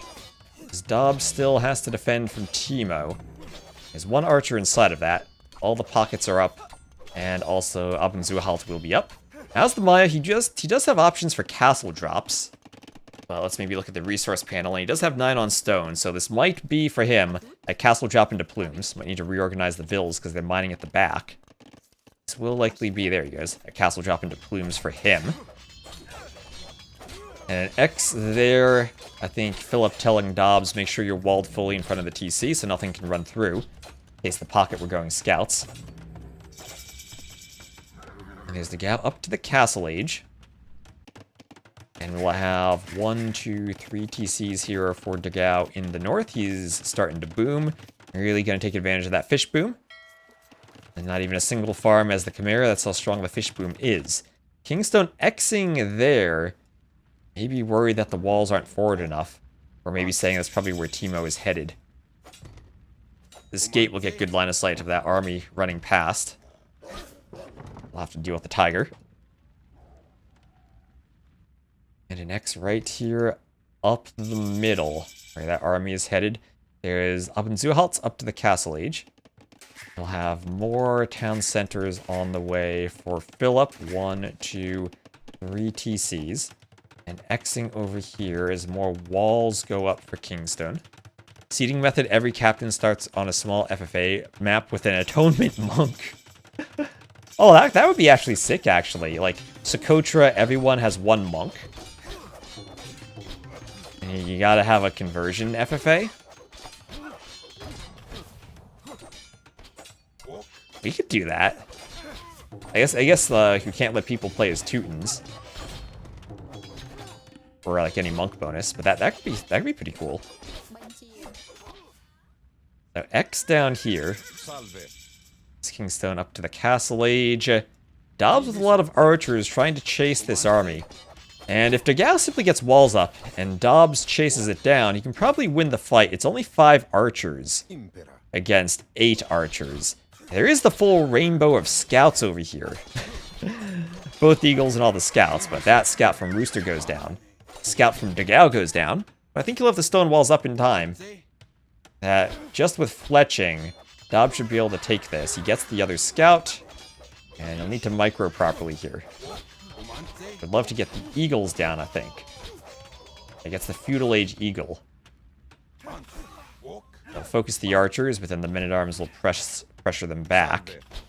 So not much that TeMo can do now with his army. That house is 35 HP. I just destroy the house there. Make Dagao have to add in another house. But nice job getting forward on the archers, actually. Maybe some miss micro there from Dobbs, as he's now going to let the archers from TeMo through. So TeMo just sends the men-at-arms forward, walks around with the archers. And if he gets forward, maybe he can pick a Vil or something. But it's going to be a tall task for him to escape. He's just going to micro until he dies, it looks like. And with 1 archer left, that should be the end of that. And there is that castle drop I had mentioned with the stone from Abunzuahalt right on the walls of Kingstone. And all the aggression seemingly kind of ending here, at least until Castle Age comes in for TeMo. He does have the option of adding eagles here. There's an X here from KingstoNe saying, hey, there's still buildings for it. It's not walled off. And there's an eagle scouting the walls. Just palisades so far for Dobbs. And as the Romans, he doesn't have any stone. Could go scorpions, maybe, from workshops. And we'll have KingstoNe continuing to wall up against the castle and the potential plumes.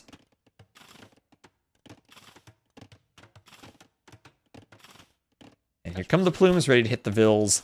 No fletching or bodkin upgrades, though. Just vanilla plumes. I'll need some range upgrades to get to 6 range. Range upgrades on the castle, too, would help break through the wall a bit more easily. Oh, actually, it's open. That is open, and wait a minute. That's not walled. The mangonel's out. The plumes have to dance around the mangonel. They want to kill the vill and prevent the walling. Gonna get the other forward vills dodging under the mangonel shot. They'll get all the vills. Fortified wall is in, but there's an unfortified hole in the fortified wall, as the plumes will try to close in on the mangonel. Another mangonel on the way. Abendzuerhalt, can he micro in there? He splits, and he's right underneath the mangonel. Right where he wants to be.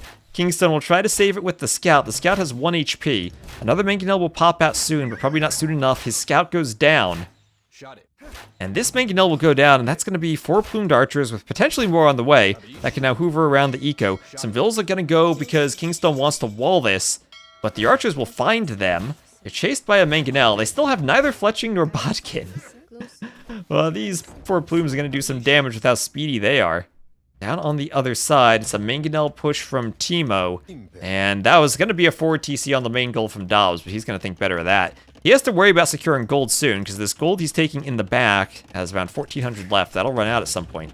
He's going to go a workshop and a second TC, whereas we have 3 TCs here from TeMo, but he can push with the Aztecs on 3 TCs. Aztecs are pretty strong. There's crossbow, and we can still get bodkin for the Romans. I think Scorpion would be nice to help stall out the Aztec push. So Epic Disaster, there's still 1 tile in that wall. And where did the plumes go? They were still hoovering around. There are 5 plumes now, and they're going to try to go hit the pocket. Those walling vills can do palisade gates. Fletching on the way for Abendzuerhalt as he's up to imp. He's going to go for the fast imp. What type of shot will the mangonel get? One that the plumes dodge. And now with fletching... Ooh, mangonel does get a hit. They're so fast, the knight can barely catch them. That guy has a horse, he can't even catch the plumes. Gill nets for Degao. But nice damage, as we'll have another forward castle. Didn't get too much territory, though. I'm sure I would have loved to have gotten the castle over here, but that workshop still plumes over the plumes. And we'll get a castle up for Degao.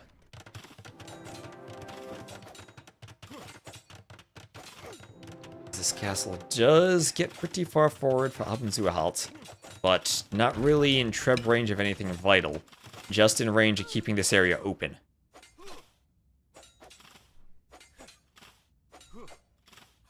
Open, though, might be exactly what Rooster needs as the Goths.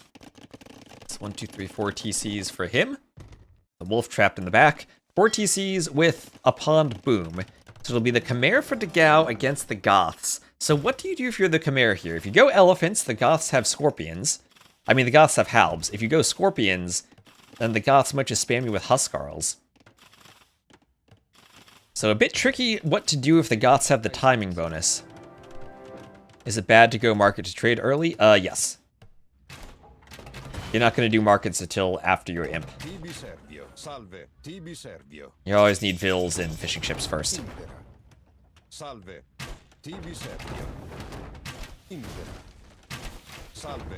Trade just doesn't pay off that early, and if you're booming, you don't need the gold at the time. And a lot of crossbows go down. Play full Castle Age. Might be a way to play them, but I think you want to go imp for perfusion. And if you do have the fish boom, I don't think you really have a great timing window for full Castle Age. I think the fish boom sets itself up more nicely for lots of fish and then getting imp.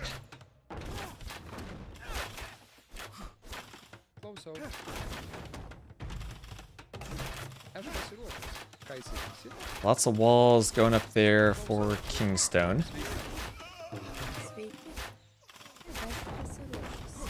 Plumes will hit the vills.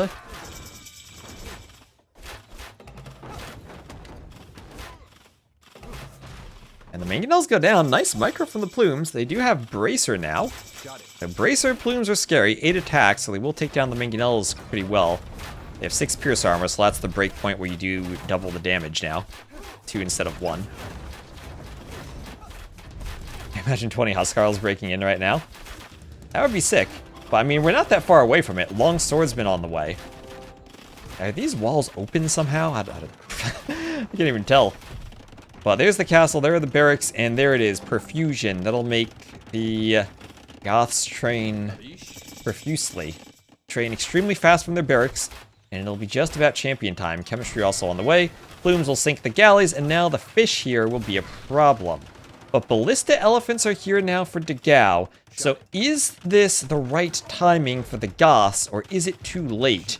As here are the ballista elephants, they will massacre the plumes, and it's going to need to be Goths at this point, spamming. Are these walls even open? I don't know. I think they're somehow closed. I'm not sure how. Ah, this might even be a situation where now that you're Imp, Abunzuahalt might just want to sling the Goths, sling Rooster. Don't let that wall get closed again. And it's closed it is.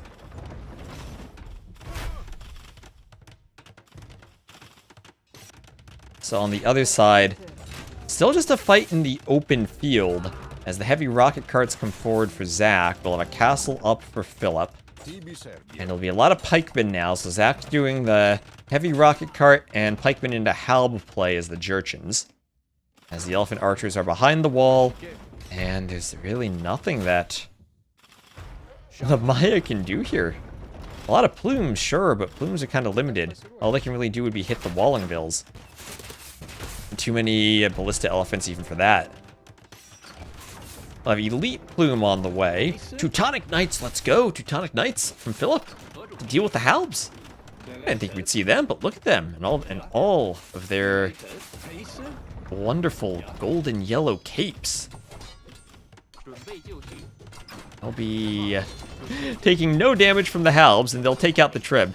And now they're just going to go beast mode on those Halbs. The only thing threatening them will be the towers. Look at them massacring the Halbs. That one Teutonic Knight. The Halb's ganging up on him, but he can't do anything. Look at him go. Oh, the Plumes came over there. They have an attack bonus against the Teutonic Knights. How did Plumes get over there from Abunzuahalt? He must have said, Plumes, this side will be useless. Let's send him to the other side.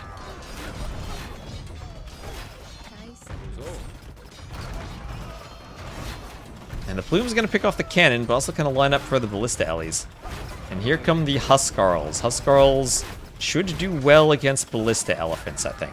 Should do well. Ballista elephants, they have, what is that, 10 pierce attack, and the elite Huskarls have 10 pierce armor. So they will not be taking damage from the ballista elephants. If the Khmer player needs ballistas here, I think it's better off going Scorpions. They at least still do damage to the Huskarls. I mean, there's so much HP that they kind of stand up to the Huskarls still. Once you get more Huskarls, the elephants will just kind of do nothing to them. Enough repairs on that cannon that it's okay. And there's a cannon now from Rooster. Is there any slinging going on? Rooster sending wood to Abunzuahalt. Interesting. I still think this has to be full Huskarls. And maybe it even should be Abunzuahalt slinging Rooster. They need to keep the walls open, though. They need to keep the walls open. On the other side, it does feel like a good push now from Zach from the pocket. Dobbs is under a lot of pressure. He's trying to do man-at-arms in a barracks that'll go down, and his man-at-arms upgrade is denied. He's up to Imp. It is on the backmost TC he has. As the Treb push continues.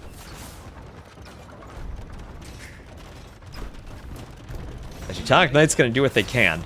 But it does feel like Philip's trying to play a 1v1 against a more fully boomed player at this point. Teutons versus Jurchens, interesting. I mean, if the Teutons get to enough units, then I think they have probably the better units with the Teutonic Knights. But then maybe the Grenadiers counter Teutonic Knights. Wait. Grenadiers could counter this. They get +9 against infantry. Teutonic Knights will have to run in fear of the Grenadier. Oh yeah, they'll get wrecked by the Grenadiers. Oh, the poor Teutonic Knights.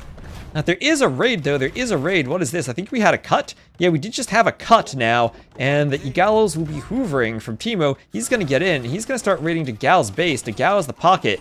Could maybe start struggling with Ballista Elephant production if he loses his docks. We'll have a forward dock from TeMo. And at the same time, the Goths, look at the Huskarls. They just won't be killed by the Ballista Elephants. Hand Cannoneers now from KingstoNe. That'll be the scary thing. The Gauss player just needs to keep spamming and spamming and spamming now, as the Onager is getting up close and personal with the Ballista Elephants and getting a few good shots on them. KingstoNe is going to have to wall behind this. Yeah, TeMo's team wrecking everywhere now. He's cut from the Eagles, are going to lead to Dobbs doing Roman Swordsman. Where's that trade cart going for DeGao? Right by the cut. And the fish are still somewhat alive, but Hulk's on the way as the Onager picks off the fishing ships. Remember, no garrisoning on Rage Forest. Knights, they are a slow walking target.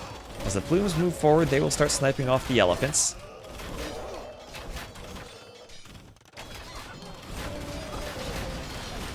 And the other fishing ships go down to the plumes, and KingstoNe will call the double GG. That chat bug is still in the game. Was fixed for Regicide Rumble, but not for the live patch.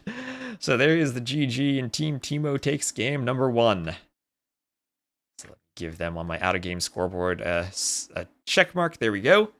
So, Abenzuahalt, the military score lead. But DeGao most kills, 110 kills with those Ballista Elephants, but was getting overrun.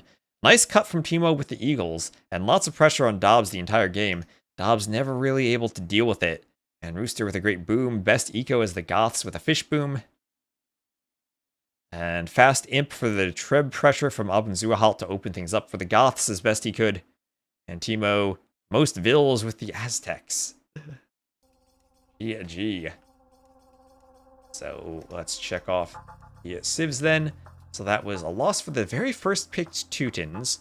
Also was Lithuanians, Khmer, and Romans.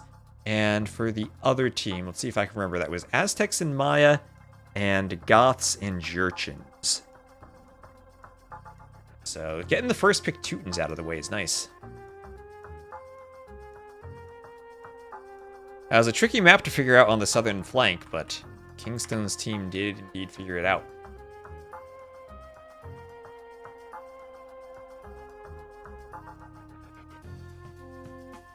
Very, very impressed with my pronunciation of Abenzuahalt. Speak enough German that I can take a stab at it.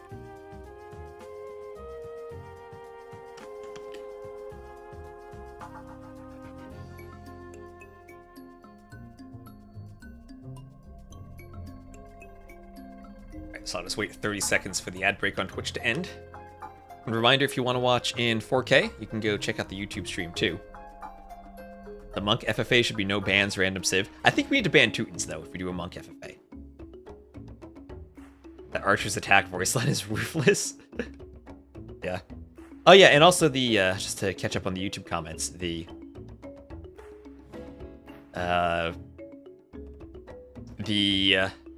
resources can be on little pockets in the forest, yes.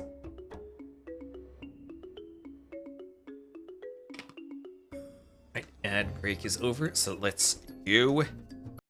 Game number 2, KingstoNe versus TeMo. KingstoNe to the north, TeMo to the south. Is it a remap? Ask admin. Why? OK14. They're asking for a restart because of this pond here being kind of far forward and neutral. Yeah, fair enough to ask if that's a but also fair enough not to restart it. One of those awkward maps there. The pond is kind of in no man's land. That will be a good fish boom for Rooster if he can claim it. So civs for KingstoNe are Gajurs, Franks, Japanese, and Armenians. And for TeMo, it's Wu, Cumans, Georgians, and Malay. And the Malay player will indeed have a pond on the flank. I say Nahrungsmittelun Verträglichkeit.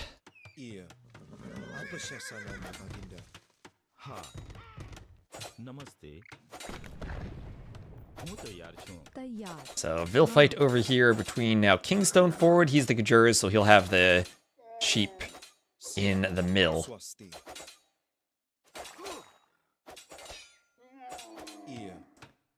And Abendzuhalt will get to that forward wall. So we have the pineapple bushes here. Pineapple bushes in Reyes, right next to the mill with all the herdables. There's some capybaras inside of that. Capybaras and turkeys.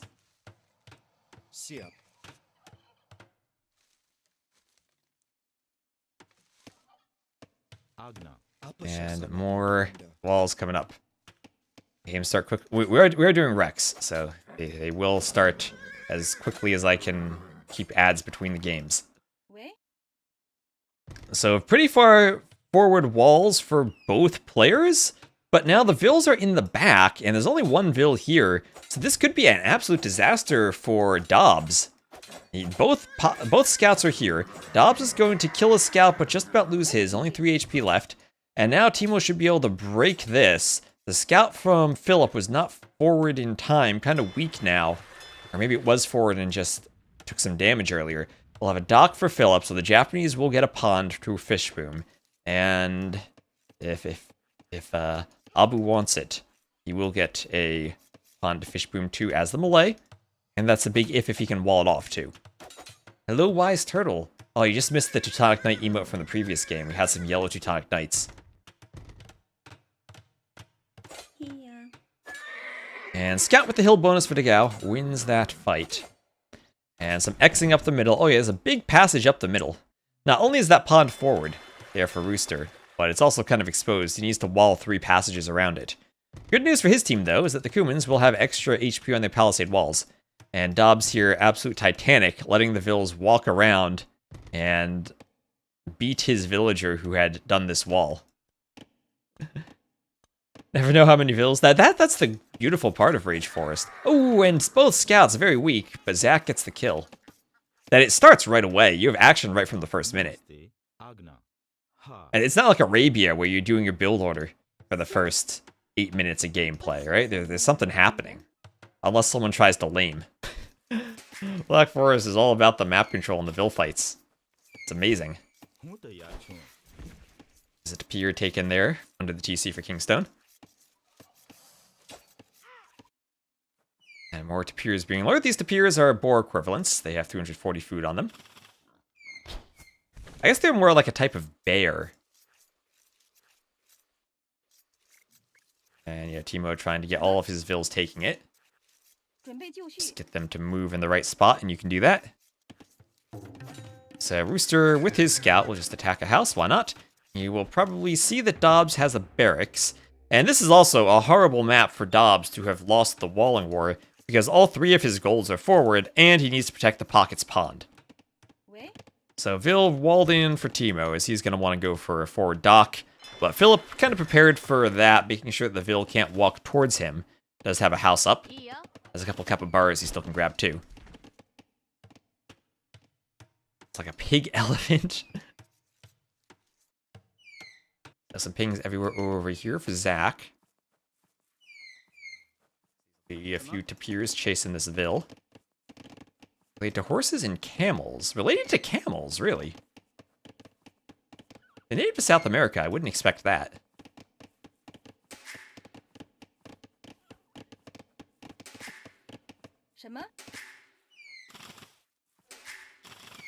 That should be very surprising to me.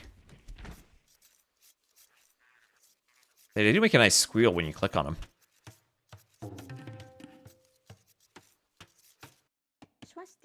And Vill here trying to wall the crocodile, does so successfully.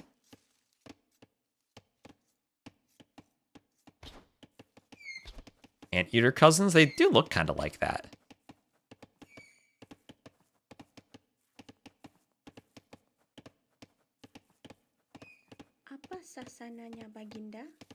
And that Vill's got to be careful now. She's kind of low on hit points. And can take 2 more bites. And have a bit of blocking from her friend, that lumberjack. Saying, hey, you go, villager. You get to the TC. Now there's a palisade. Nicely done from Abendzuhalt. We need to make some type of boar luring minigame. Like, the more boars you lure across the map and kill under a TC, the higher you score. And one of the branches, the other branches are rhinos and equines. Okay. Must be a very old connection then. So, yeah, that Ville that was walled in, no surprise, goes for 4 double docks on the Japanese player's pond. And that feels like a disaster just waiting to happen there for Philip, who had invested now into 9 Japanese fishing ships, cannot garrison them, and Dobbs, resigned to the fact he can do nothing but attack the dock, but there is a repair villager for the dock. Oh no, I don't think he can actually destroy a dock if it's repaired. Or the palisade goes down, actually. The palisade goes down. He can kill the villager there. She has nowhere to run. Would need to delete a palisade and try to escape. She can't pathfind through. Alright, so the militia can help destroy the docks. They can't be repaired. I don't think this is a good use of villager time for Dobbs, but if it protects the pocket fish boom, it protects the pocket fish boom.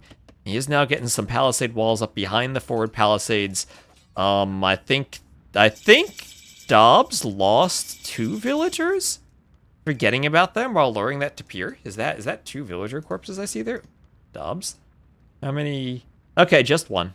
Just one. I don't know what else that is. It looks like 2 corpses. But he's telling me 1 eco death. Capture age would never lie to us, right?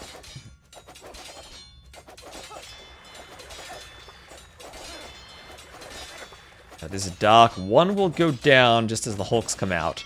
And the Vills will have 1 die as the dock falls.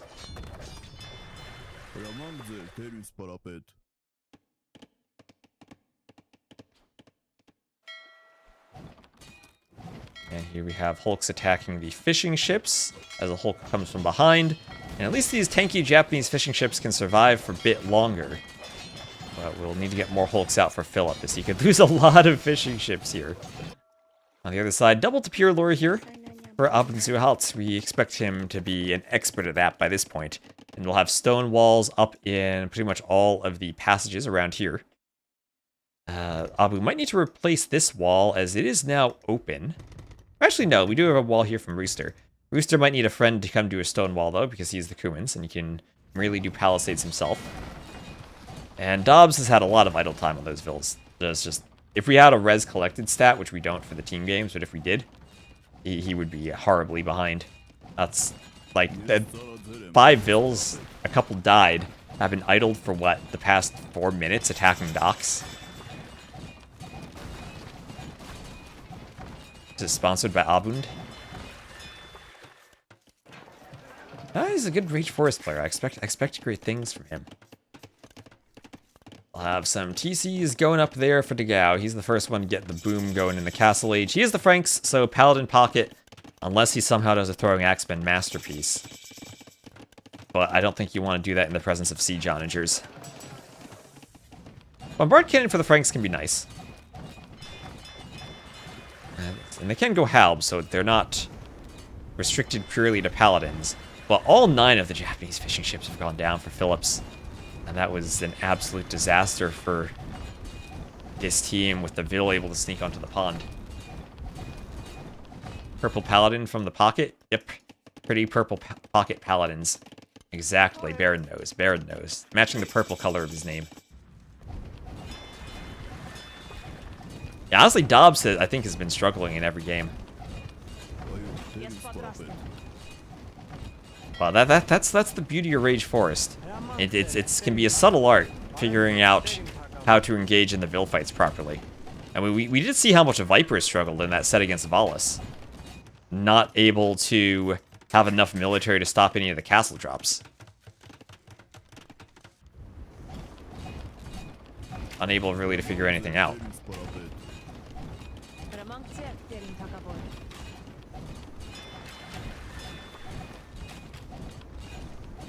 So Castle Age from KingstoNe and Dobbs, both of the flanks now.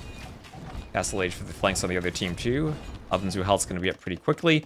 And looking at his stone count, he now has 8 vills on stone as the Malay. Yeah.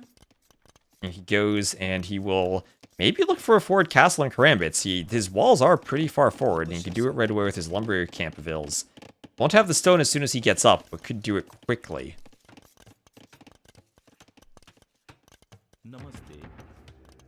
So there's the barracks for KingstoNe.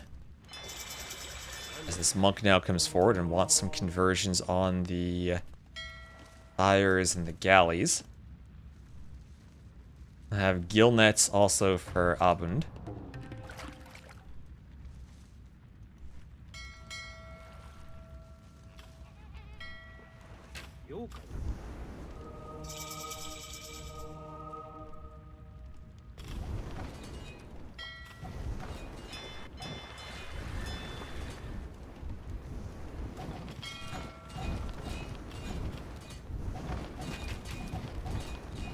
Pastrami is not popular in Germany, really.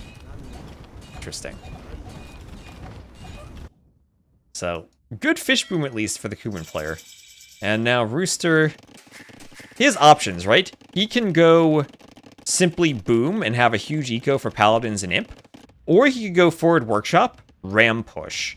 And the ram push could maybe catch Dobbs off guard if he isn't walled enough. Could also ram push the pocket, too. We've seen that be successful. Get an early workshop and go for the push. And the scout here from Zach will come forward. I'll see the stone walls everywhere. Well, so far it looks like just a boom. Don't see any vills heading forward. And we'll enjoy having fishing ships. He's already got 29 fishing ships. 27 fish traps, and look at that. He's got 90 eco population before he's even up to the castle age. Seville will have to fight a crocodile. She'll win. Are for fish boom versus regular boom? I think they're much better for the fish boom. I think Kumans with a fish boom probably have the best eco of anyone. Alright, Farmer picked off from Dobbs by the galleys. TeMo going pretty aggressively for the galleys has controlled this pond. He's even going to do medium warships. If he does Bodkin plus medium warships, I don't think he quite ranges the town center. I don't know how well war galleys destroy town centers. They used to do a pretty good job, but that was before the water rework, last I checked.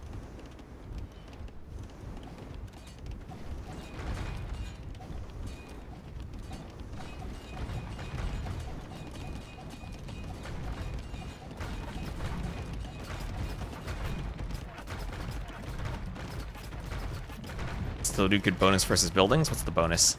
+6 against buildings. Okay. What's the building armor? 0. Okay, yes, they would do well against that. And I guess that helps them take down docks a bit. Yeah, 0 building armor. So there's an X here from TeMo.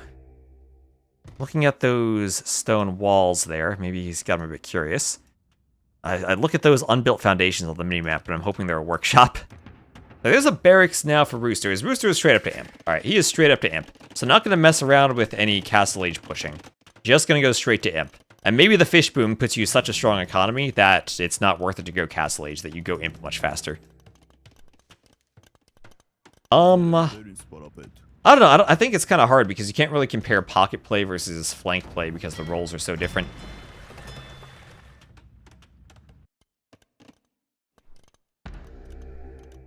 It might make sense to have a ranking of flank players or a ranking of pocket players. So the Karambit's not quite able to get in. Kind of surprised the castle was so far back, but that might be Abu waiting for more trebs with Imp on the way. Yeah, and there's armor for Rooster, so it will be Kumans going Paladins, most likely. But we still need a good ram push in front of this. We'll have a few TCs up for TeMo. And I think the hope would be capture ram in the castle age, immediate siege ram, and then you push through the walls so quickly that Dobbs can't react with mangonels. And so far Dobbs, only on one layer of stone walls, still has some militia hoovering about with one mangonel.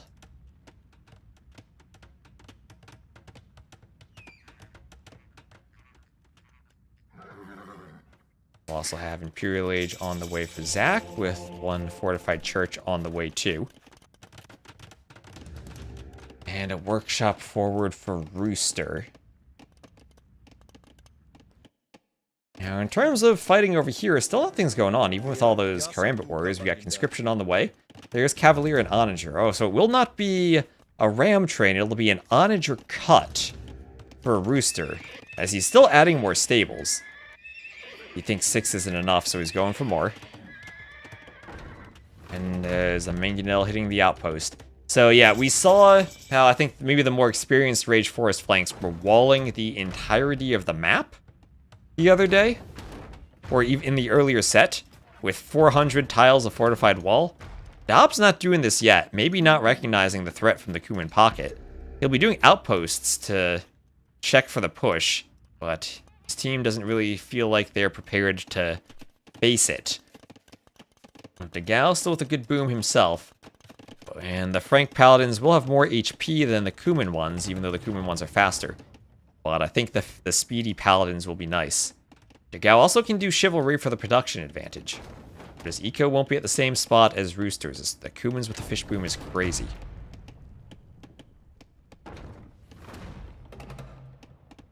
Here's the Onager forward. That'll start chopping some trees.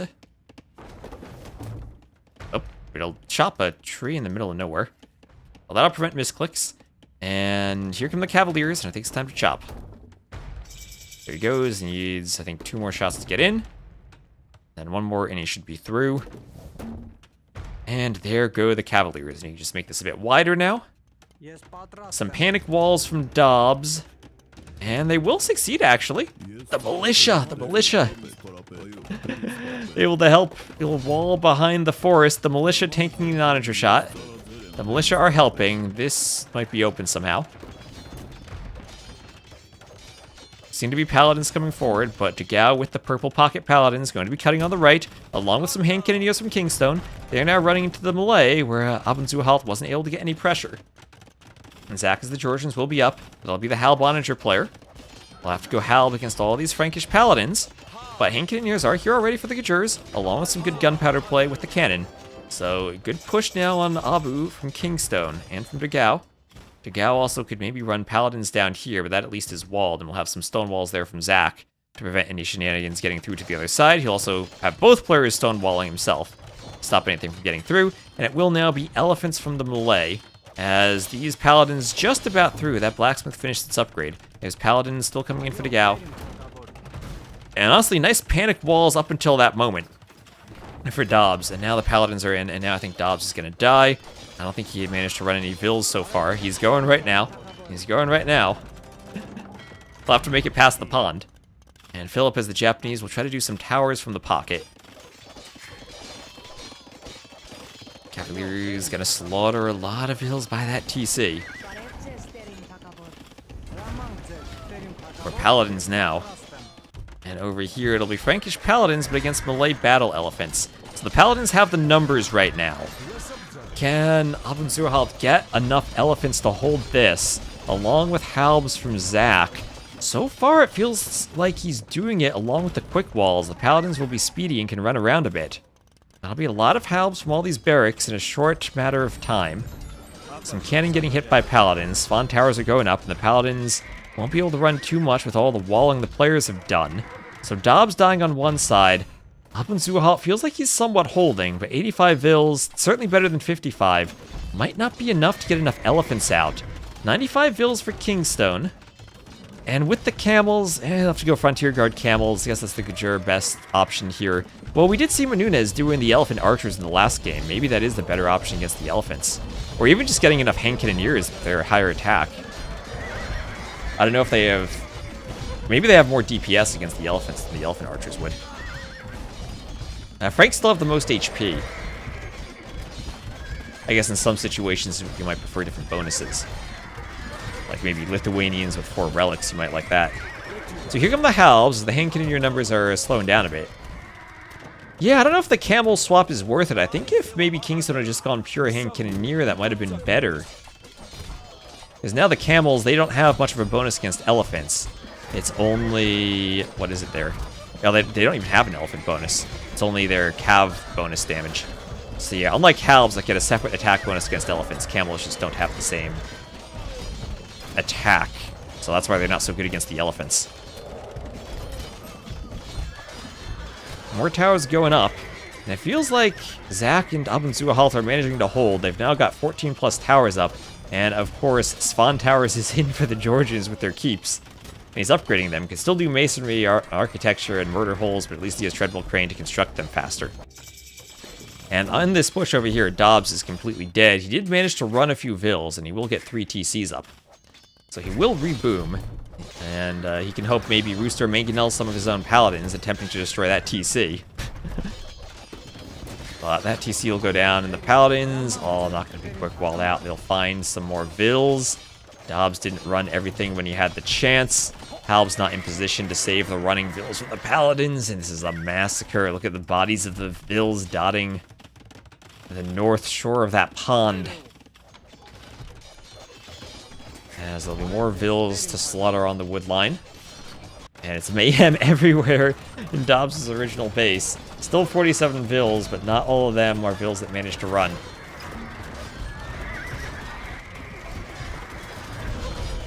And the late battle elephants, you see the Frankish Paladins fight valiantly here, even though I think the elephants end up... I mean, the attack's the same. The Paladins have better armor. The elephants have way more HP.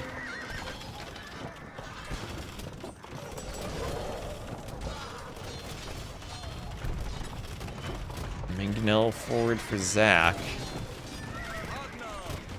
I wonder how chakram throwers would do against the elephants if they only have 2 armor. Pass-through damage. Probably just too squishy to use by the keeps anyway. So traction tribs pushing from TeMo. Try to take out the outpost. The Halbs there. Avoid an onager shot.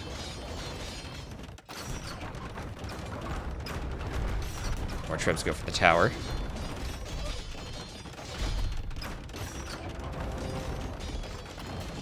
And let's see if the tribs here from Philip can destroy this castle. Traction tribs there, getting some shots on the tribs where they run away. This castle will go up, and the castle in the back for Philip will take the brunt of this trib fight. As traction tribs can cut through forests. And this castle gonna go down pretty quickly. Now Philip, as the Japanese, trying to get Halbs out to fight the Paladins still. And he's trying to hold, hoping that this front can get a good push. But now that is a lot of elephant HP, protected by spawn towers. And even if Franks and Kajurs have the better composition, they can sit back with bombard cannon and snipe off the towers. Over time, they'll get more expensive as the stone price goes up. They have to buy stone. Listen, Paladin's going to get back also from Dugao. Maybe thinking they can hold here and Paladins can come to this side. As the Halbs are now out for Philip. And we do only have 68 Vills for Abu Zuhalt. So if this team could somehow sling Dobbs back into the game faster than Abu can do.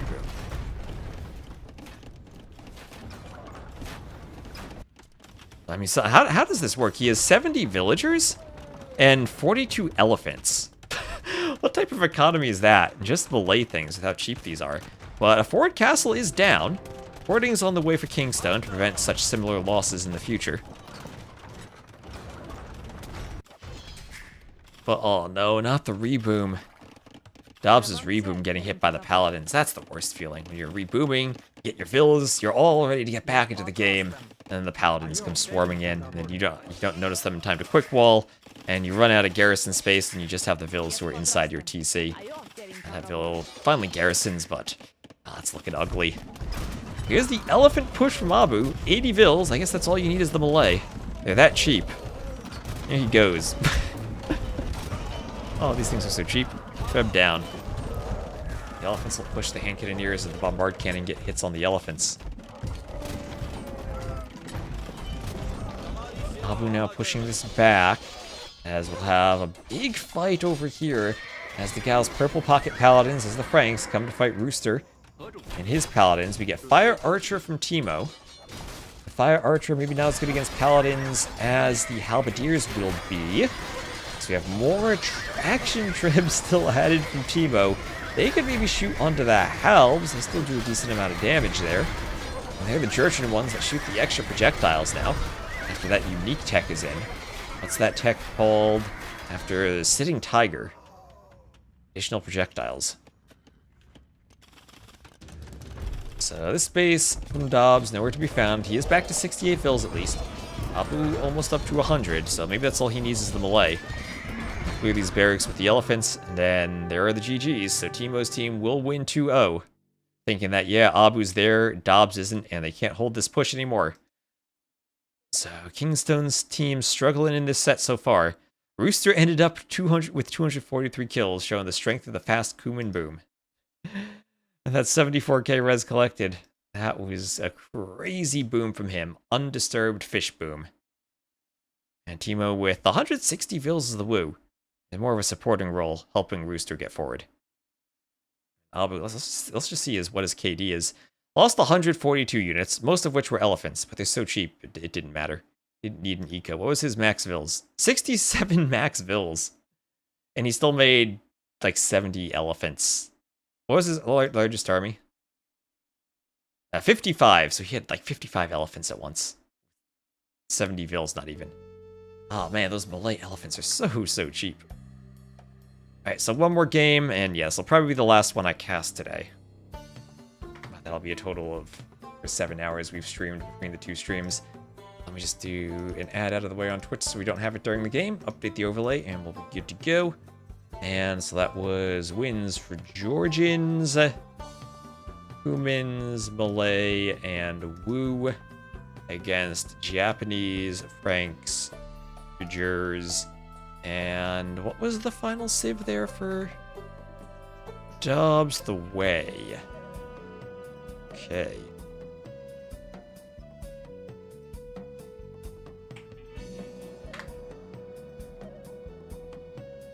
Ready for this final game.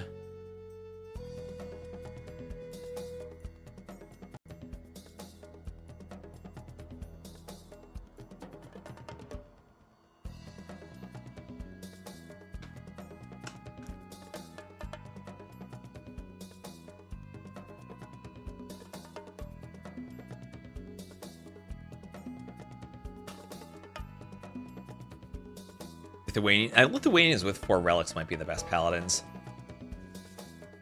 Depends on what you want to do, though, because sometimes humans have the best eco for paladins.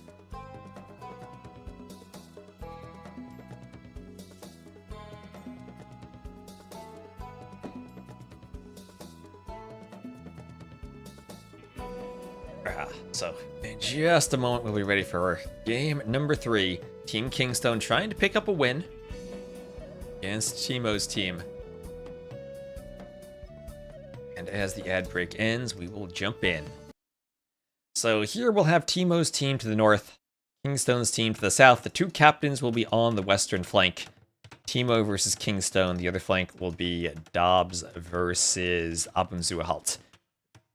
And KingstoNe is kind of isolated away from his pockets. It'll be 3 pawns per team, kind of the same setup. Each team has a pocket with 2 pawns and a flank with 1. Immediately forward walls from Dobbs as he tries to win a Vil fight, hoping he has better luck against Abunzuahalt than he does against TeMo. But I mean, TeMo's team is 2 amazing flank players. So civs will be Shu, Burmese, Sicilians, and Tatars for Team TeMo. And then Poles, Magyars, Way, Bulgarians for the Team Dobbs. I realized I checked the overlay off wrong. He didn't have the Way last game. I checked, or the UI showed me the civs for the wrong game, and I looked at Dobbs, and I was like, the Way? No, what civ was Dobbs last game?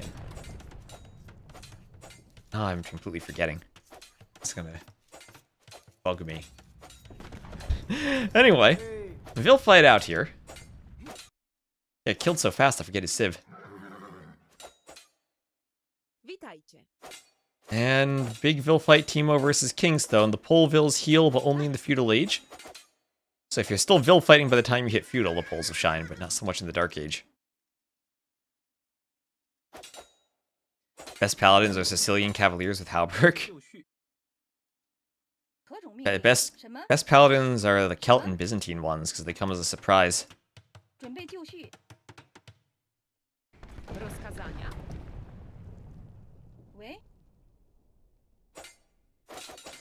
And continued Vil fight for KingstoNe, as TeMo seems to be having some trouble this time.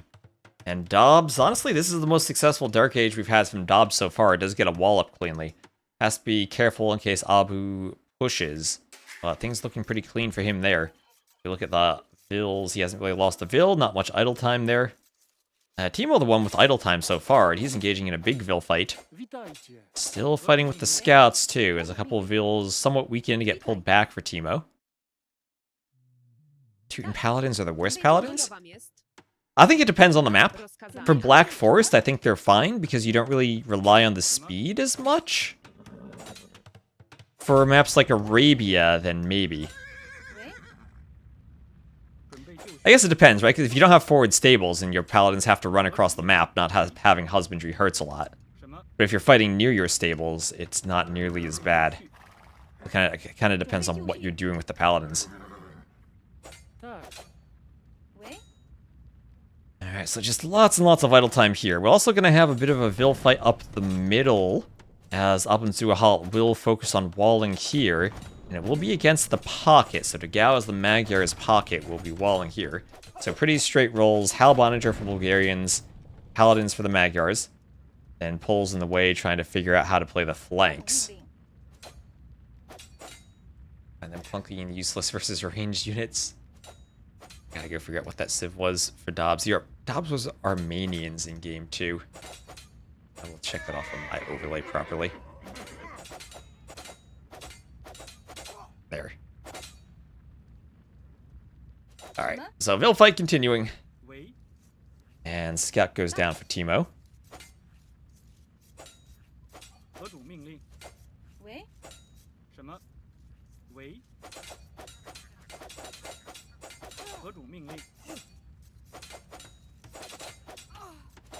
And Vil's going down for TeMo still. So this is definitely the best start to the Vil fights that KingstoNe's team has had. Other than maybe this needs to get walled somehow in the middle. I don't know if KingstoNe will be able to take care of that, or if Philip has to walk halfway across the map to get there and wall it. Zach feels like he's a bit closer than Philip is, even though it's maybe just like 10 tiles or so. And we still have a big Vil fight where the HPs are very close. There's going to be a dead Vil for KingstoNe. He still has his Scout in here. Purple Scout with a bit of HP too. Rooster Scout actually has a lot of HP. KingstoNe trying to get us around on the Vil.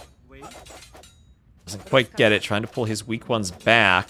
That's a weak Scout now from Rooster, and both Scouts do go down. Purple still has a Scout there, Philip does. And not able completely to surround that Vil. There is KingstoNe.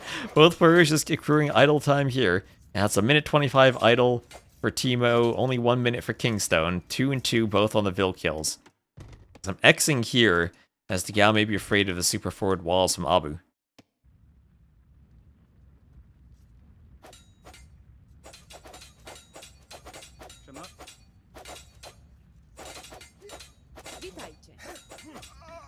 And Vils go down.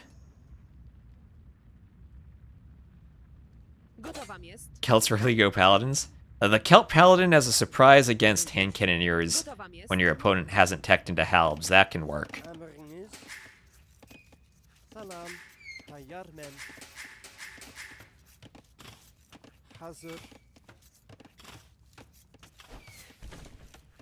As it appears taken under the TC.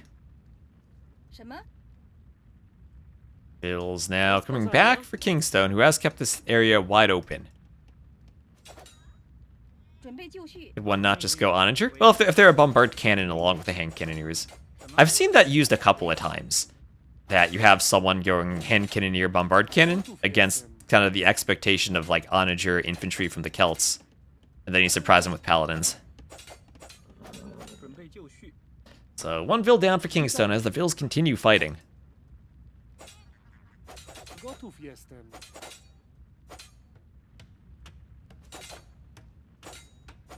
Very weak Vils getting pulled back. It did win Hidden Cup 4. Yeah, and I've seen it used a few times on arena games too. Often the initial burst of Paladins comes as a surprise, but then once the enemy techs into halbs, it kind of ruins the surprise. There's Abendzuhal up to Feudal. And with the Feudal, he is going to look to Stone Wall. And just be safe with Stone Walls. Could try to get a very forward Stone Wall here down this passage. Triple to Pure Lore from Zach. And this wall does go up for KingstoNe. One very weak Vil is on the opposite side for TeMo. But the Scout from Philip should be able to hunt her down. And she will go down. And it will be TeMo reacting to KingstoNe's presence with walls of his own. His walls are not very far forward, though, so that gives KingstoNe some room to push. Now we'll just look at the idle times. More idle time for KingstoNe now. But he does get the forward walls. We will need to keep the food coming in as he'll go do a full arc on the berries. Didn't do his initial houses near the TC, so we'll need to delete that for farms later, around the full arc. Michi 1v1 Celt Paladins are legit. Hey, Byzantine Paladins are legit too, because they stand up to Arbalests better than Cataphracts do, since they have more pierce armor. Sometimes, depending on the situation, is the best unit you can make, rather than going full trash. Did I practice? I did not practice it. That's just how I say it.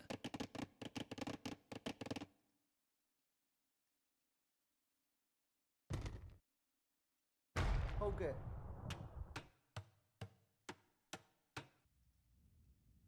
And so a stable here for Philip. Interesting that maybe they're looking to pressure this side with the forward walls. So we'll have the Vil coming forward, likely for a siege workshop then. Where's the Vil? There it is. And also the scout forward for Degao on this side. It's pretty good compared to other casts where they butcher it.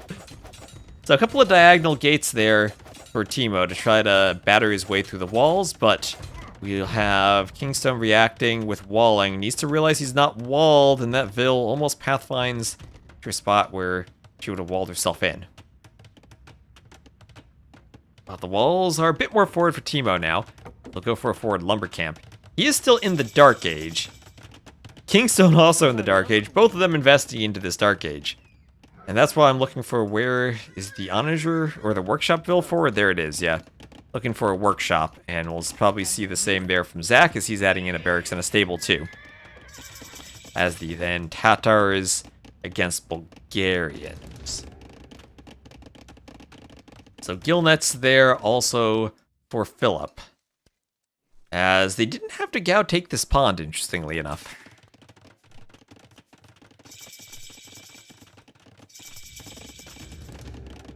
And here is a workshop from Philip.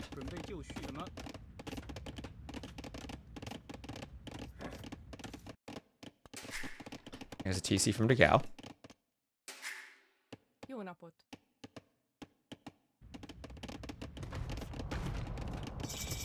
And the walls are deleted. TeMo wasn't walled, and Philip's gonna get in. Oh, TeMo, big mistake among all the palisades not to be walled. And it's a good thing Zach's going scouts.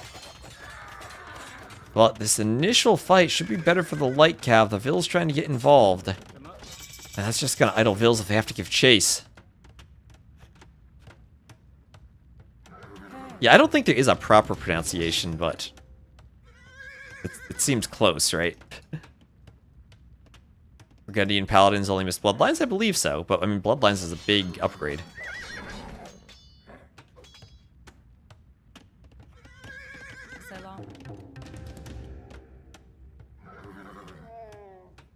So a camel now from the Tatars to try to deal with the light cav. Camel from Zach. Is Degao buying some stone as TeMo's up to the feudal age. I have an X over here from TeMo. These walls are up. And TeMo will try to run some of his Vils. On the other side, forward castle for Abunzuhalt, who will delete his one tile of his own stone walls. Take out the outpost and then go for the wall to break through and start going Arambai as the Burmese. So town center used as part of the quick wall to stop the light cap from running about. They can't get through.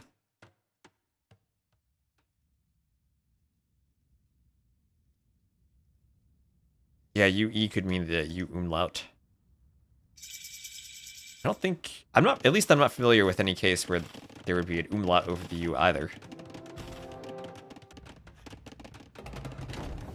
I do know AoE 2 does not really like Unicode.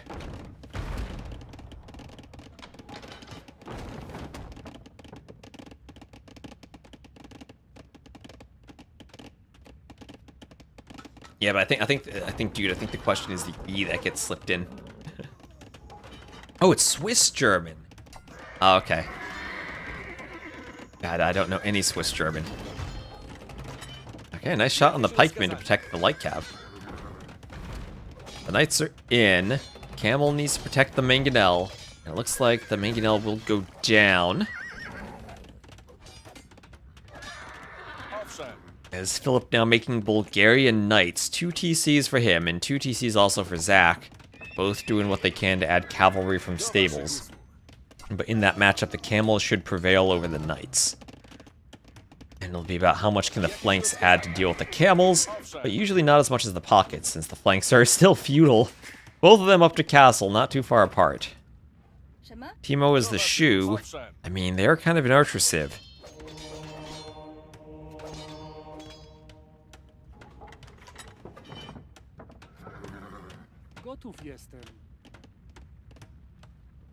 The camels here for Zach will be running out.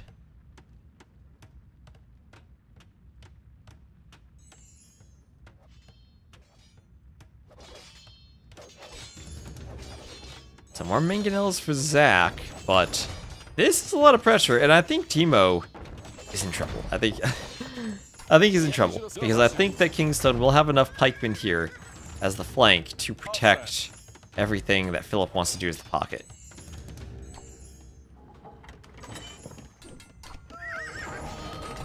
And now Mangonel still attacking. The house gets taken out by the other Mangonel before the Knights can snag it. Monk goes down too, so nice use of the Mangonel from KingstoNe. On the other side, Abenzuhalt's still walling up. And where are the Arambai? Got 3 Arambai in his castle. His camels take out some spears. Monk wants some conversions on the spears. And there's KingstoNe up, and he's doing forging. Wouldn't be surprised to see him do pikemen. And the camel's starting to go down. So yeah, pikemen completely changes everything here as Philip does another stable, and Philip's looking to push and push aggressively as the Bulgarians. Some vills for KingstoNe coming forward. He has the stone for a castle almost, some anti-castle houses and gates. And he's just gonna look for a spot to build it. And he'll find one if that vill can't do another gate. There it goes. We shoot to kill. And thank you, Betsa7 for the sub. Thank you very much. And now the TC shooting the Knights, spear poking the farms. We'll have Imp on the way for Dagao. And so far, this is the best looking game for Team KingstoNe. That castle will be up right on TeMo's face. TeMo doing a second TC in the back. At least that won't be 0 TC gaming should this one go down. And I worry that maybe he missed an opportunity to run vills earlier. Okay, he does have a few vills that are outside, so he won't be defeated. Alright, he does have vills that managed to run. And Abu, I mean, he's been doing Arambais, but hasn't been pushing. There have been enough crossbowmen from Dobbs. I mean, Dobbs, I think, definitely more experienced as an Arabia player. If he's in a situation where he can go crossbows, maybe that's good for him. I do see a workshop filled with 1 Mangonel. Oh, and Acro, thank you very much for the raid. We casted your set earlier today.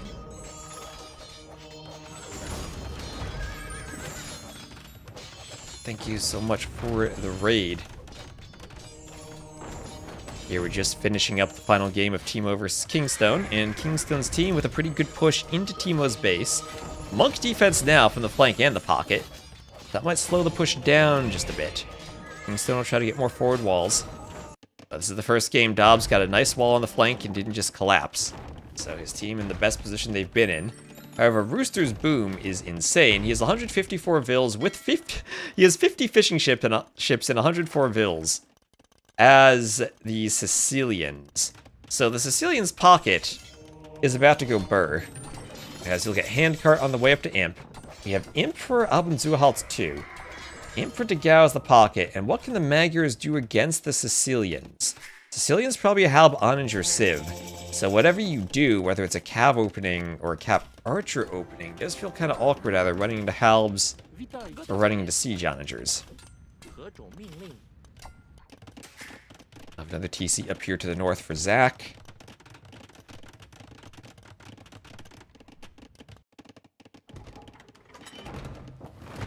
Mangonel will be pushing through the walls, and Abund will be walling up the edge of the map. Has to be careful that he actually does build the tile where the crocodile is.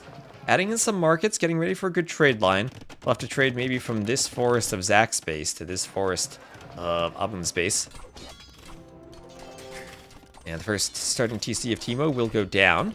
But so far, they've managed to stop the bleeding and contain the push to behind the walls that KingstoNe constructed.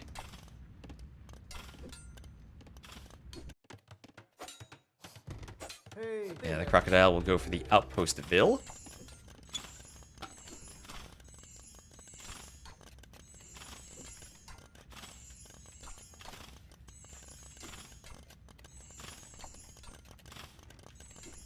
Castle does attack the town center. This insane boom of his up to 166.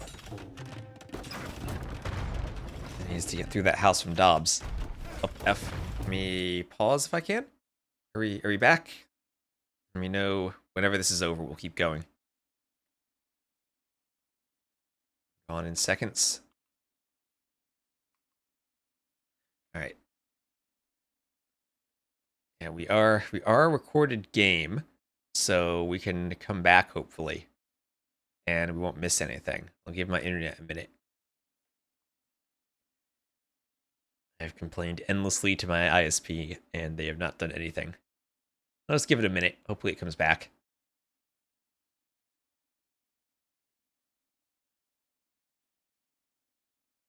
All right, sometimes it gets a bit of upload and then struggles again. Just sit here paused.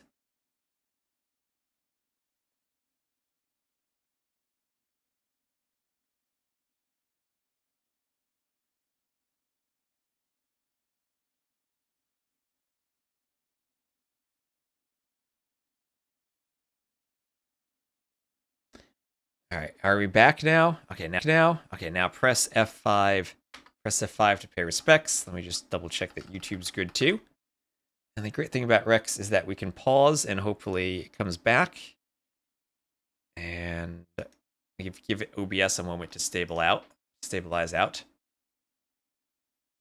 And I think we're good again. Put an F5 in the YouTube chat. And we'll go again. I think that'll affect the processing of the YouTube VOD, but we're good now. We're good. So, didn't miss anything, didn't drop and have to restart. So here are donjons. There's a donjon for Rooster. I have another donjon there for... almost said for Zach, I thought it was green for Rooster. And he's going forward with the Sicilian sergeants to build the donjons. Needs more armor for them maybe against the crossbows.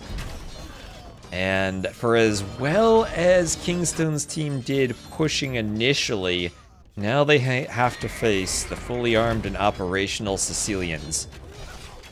As Siege Engineers is in, Pikemen is in, they can start spamming halbs. They can go for Siege Onager too. But Paladins are here. Paladins from Dagao. And without the halbs already, maybe the Paladins can take a good fight here. These are Magyar Paladins. They have all their upgrades, all the armors. They get the attacks for free. They'll take down the Onagers. Some Trebs already here, trebbing the donjons. Halb is in this donjon as it's being trebbed. Will it come in? It will. It will. That was a bit of a close one, but at least Halb isn't the longest upgrade. We'll have Philip also going for Bulgarian Swordsman. What has more armor? Not the Bulgarian Swordsman yet, because they don't have upgrades. But as the Halbs come in, that'll be good for the Swordsman. And maybe this is just enough to stem the tide of this push. I'll have a camel from Zach, that won't be too helpful, but elephants there. Elephants from the Burmese, from a player who's now at 150 Vils. And Dobbs was able to defend against Abun, but did not boom the way Abun did. Abun has an insane eco now. KingstoNe and TeMo still in the Castle Age on their side.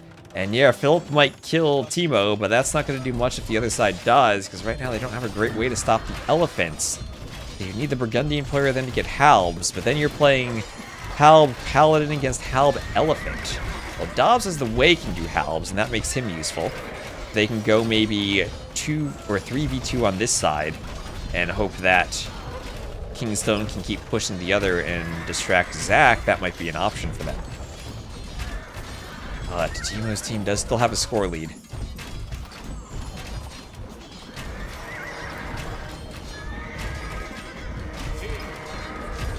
And the Paladins is doing a lot of work here. And your Paladins right now destroying all the siege, holding their own against the elephants as well as they can. And these elephants should be rather strong, 320 HP. And what upgrades does Abund have? He has the extra melee armor too. can also get extra attack against ranged soldiers.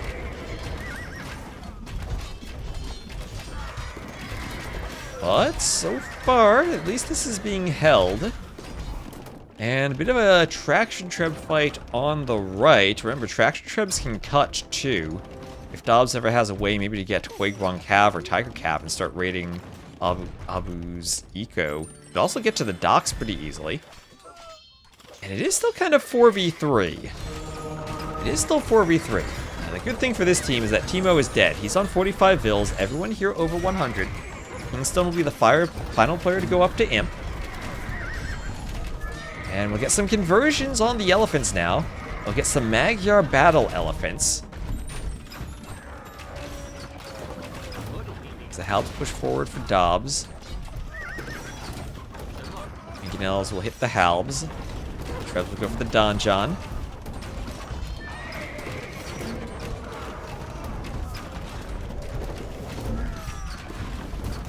This Donjon collapses. Paladins keep pushing forward into the elephants.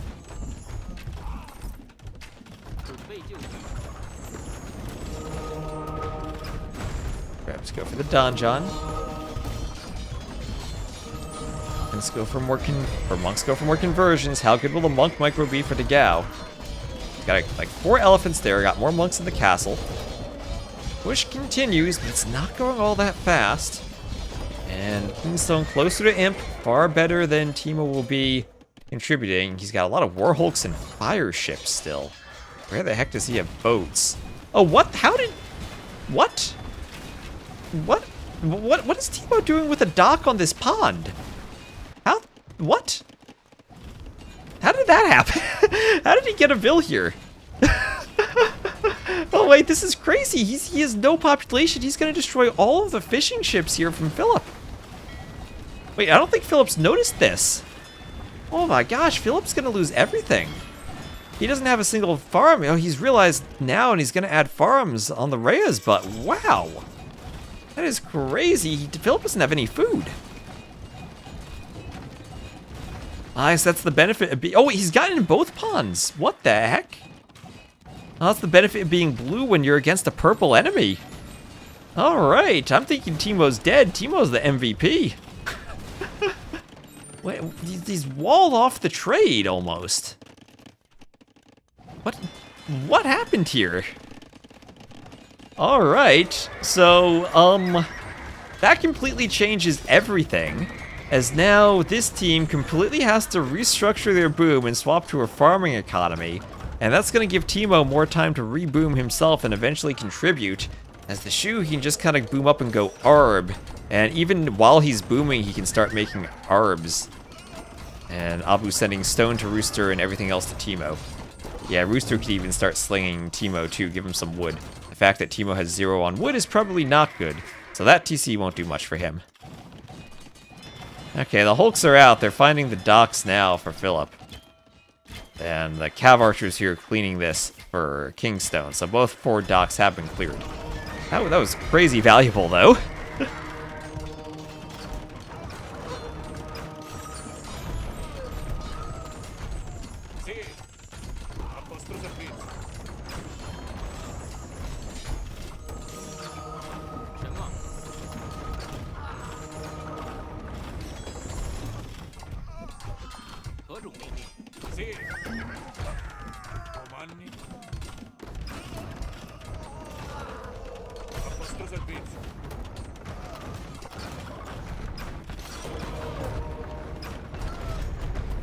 So Treb's taking out the Donjons.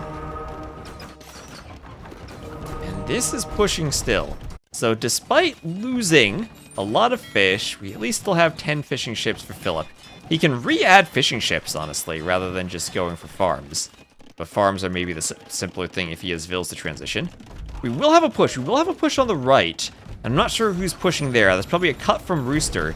But the battle elephants from Abu will run straight into the halbs of Dobbs. Dobbs just has to be careful about not getting onagered from all the siege. And halbs themselves, I mean, they're the best unit you can make against elephants usually. But if the eco for Abu is good enough to sustain the elephants will win. And TeMo's team is overbrewing heavily. And maybe they just need to oversling TeMo.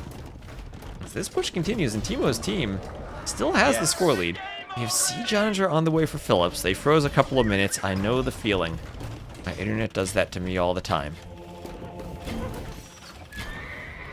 I just try to chop through the trees.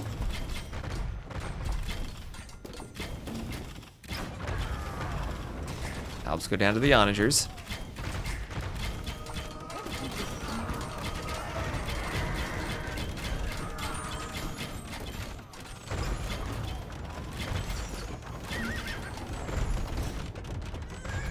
Now all of the elite step lancers come forward. Trebs will fight here. Zach with 3 Trebs taking a good fight against KingstoNe. The Cav Archers are still here and holding. But I'm worried a bit about Dobbs now, especially since... Where is the trade? Oh, actually the trade is down here in Dugal's base. So they don't have the trade in Dobbs' base. I am worried about the Way, though. I do think the Way struggle here. There are Paladin stables here for Dugal. Everyone now at max pop. TeMo is still not in the game yet. And if TeMo can get back and contribute, then his team might be fine. But remember, the more that the donjons go down, the more expensive the stone gets.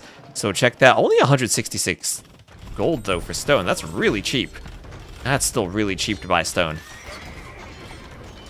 But 5 bases to 3 right now. KingstoNe's team desperate to figure out a way to get at least 1 win in this set. Treb's going to take out the donjon. Now the Halbs will meet on the battlefield, but under the arrow fire of the donjons. Traction Trebs moving in, take it out. What if they cause pop like in Regicide Rumble? I think it's fine for free-for-alls. I think usually stone being a limiting factor is more than enough for normal games. The fact that stone gets very expensive to buy after a while means you will run out eventually. I did remove some of the extra stone on this version of Rage Forest from last time.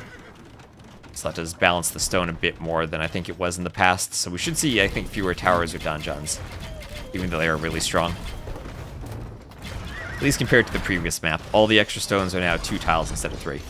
So the traction trip push continues. Paladins here for Dugal, able to help in the fight, clean up some of these stray units. They won't like fighting the Halbs, but Burmese champions, probably not as strong as their elephants, but maybe more useful against the Halbs.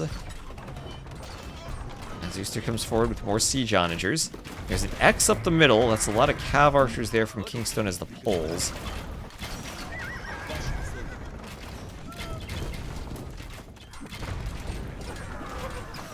As that workshop goes down, the Siege Onager could get a nice hit on this army, and does. A few Siege Onagers getting good hits here. So that's Onager and Siege Onager combo for this side.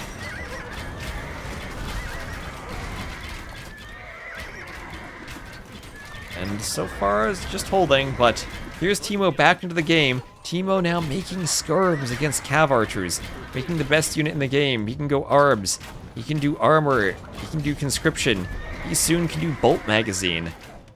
And with really good Arbs, in a position where the poles now, they lack armor. Kind of like melee elephants, poles don't really like fighting Arbs. Yeah, KingstoNe misses armor on both Cav and the Archer line, so Arbs should be able to deal with their Cav Archers.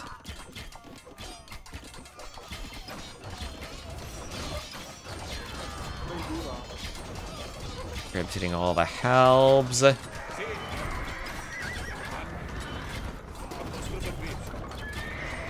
Onagers hitting the Paladins as these Siege Onagers roll forward. Trebs go for them, get a nice shot. As the traction Trebs go down. And all the Halbs get flattened. And Abu still pushing through. Nice Onager support from Rooster.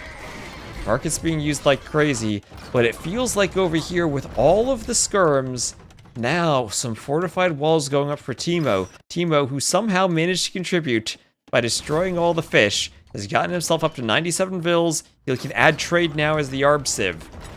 Get to 200 pop with archers. Archers should be able to deal with elite step lancers, even the Tatar ones with the extra armor. Now Onager going for a bit of a spin. Traction Treb's there to deal with the Onager. Cavaliers now for Kingstone, but Polish Cavaliers, it's a lot of skirms. If it's only skirms, the Cavaliers work, but as ARB numbers come in, they should be better and better against the Poles. TeMo over time can get trade and start transitioning to ARBs instead of skirms. And it feels like Dobbs is faltering and can't really stop the push here. The way falling off an Imp again. Paladins from Degao just not enough. Treb's going for the Donjons. Castle going up for Rooster. And we'll have a Dobbs 1-vil doing a panic TC. He had to run. And it feels like this side, even as Zach's asking for food, now is collapsing. All of the skirms able to fight the Cav Archers.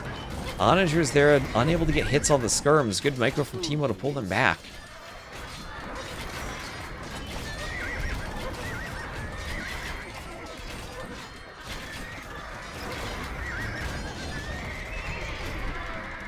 Getting the stable.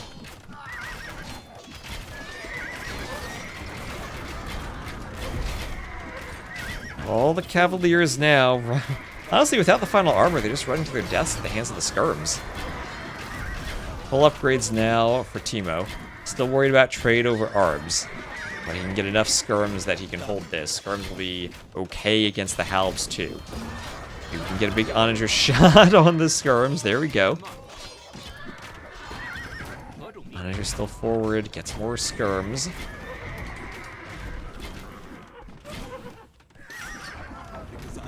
Our halbs going down to all the skirms. Prop rotation and masonry on the way from KingstoNe and Philip. I have an X over here. This is going to be another cut. And this time they're cutting into the pocket. They're trying to get Dobbs to wall this off. Some house walls there already. Dobbs only with stone walls. Do the way get fortified wall? They do. You just need to get fortified wall. At least he managed to run with a bunch of vills. But now it feels like they're collapsing. It went from now 5 bases to 3, back to a 4v4. Dobbs and TeMo just kind of sacrificing their base to the other team on each side.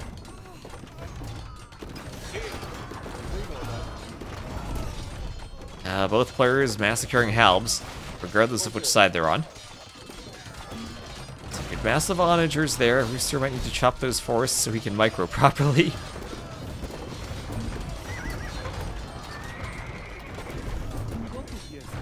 On Paladin charge. Ooh, just missed by the onagers. See if maybe another shot can get them. Does land and weakens them for the halbs to finish off. And let's see, forward castle here from KingstoNe. How many vills does he have left? 3 vills. He gets the castle up, hero vills, but already under traction treb shots. 3 traction trebs there, and immediately the vills have to repair.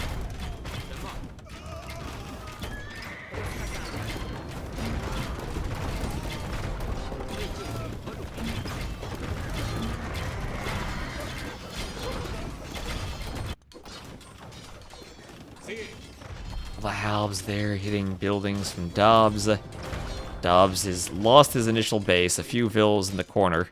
Maybe they can chop to gold eventually. That would be a very long eventually from now.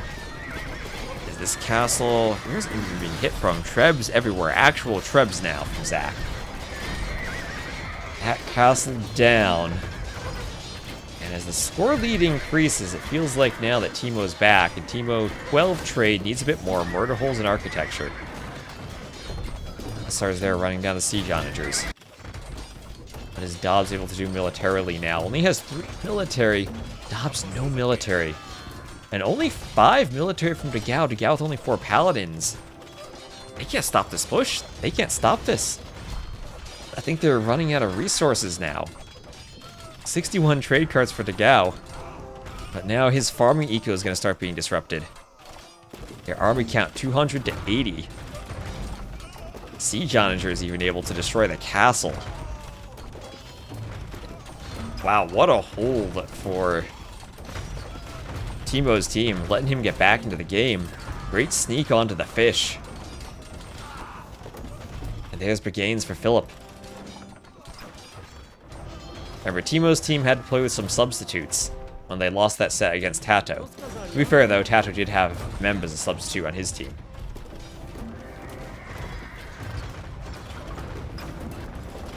Maybe this castle will go down. Crumble the dust.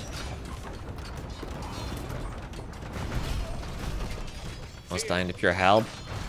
Yeah, I wonder if there's room maybe to gauss the Magyars could have added in heavy cav archer. Because the Magyars are kind of limited. They basically have 2 units.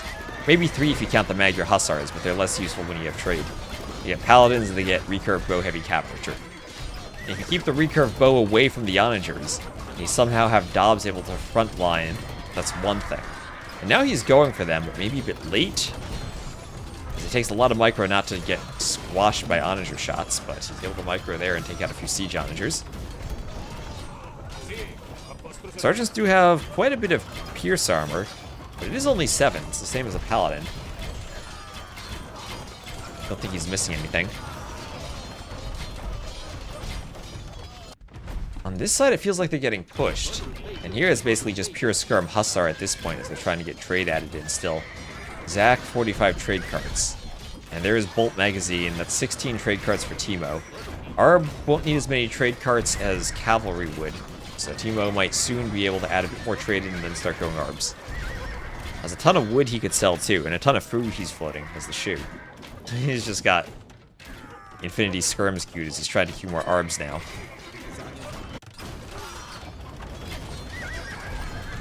The Cav Archer is able to pick off the siege. As long as you can dodge the Onager shots, you can be okay, but he'll take some hits from the Halbs.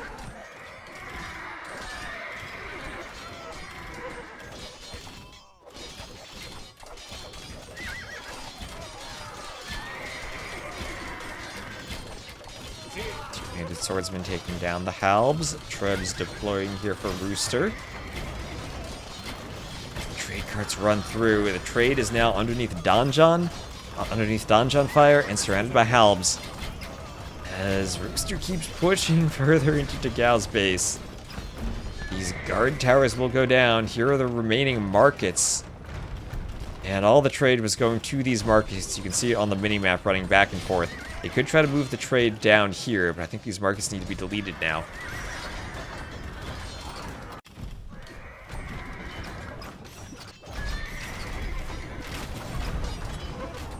That's a lot of Trebs. We have 9 Tatar Trebs now. They have 19 range, and there are the GGs from KingstoNe's team, who after a long fart game will unfortunately have to tap out as Team TeMo takes the win. And will win that set 3-0. Rooster with 1,015 kills, 89 buildings destroyed. And Dobbs, the way really do fall off in Imp. I've seen this so many times. He was trying just to go Halbs, but could never really get it to work. And Abun Suahalth did great as the Burmese there. Some relic gold also for both of the like heavy gold unit players. Helping them out. Fastest imp was Rooster with the Sicilians with the sick boom. And then insane set by Team TeMo, indeed. Right.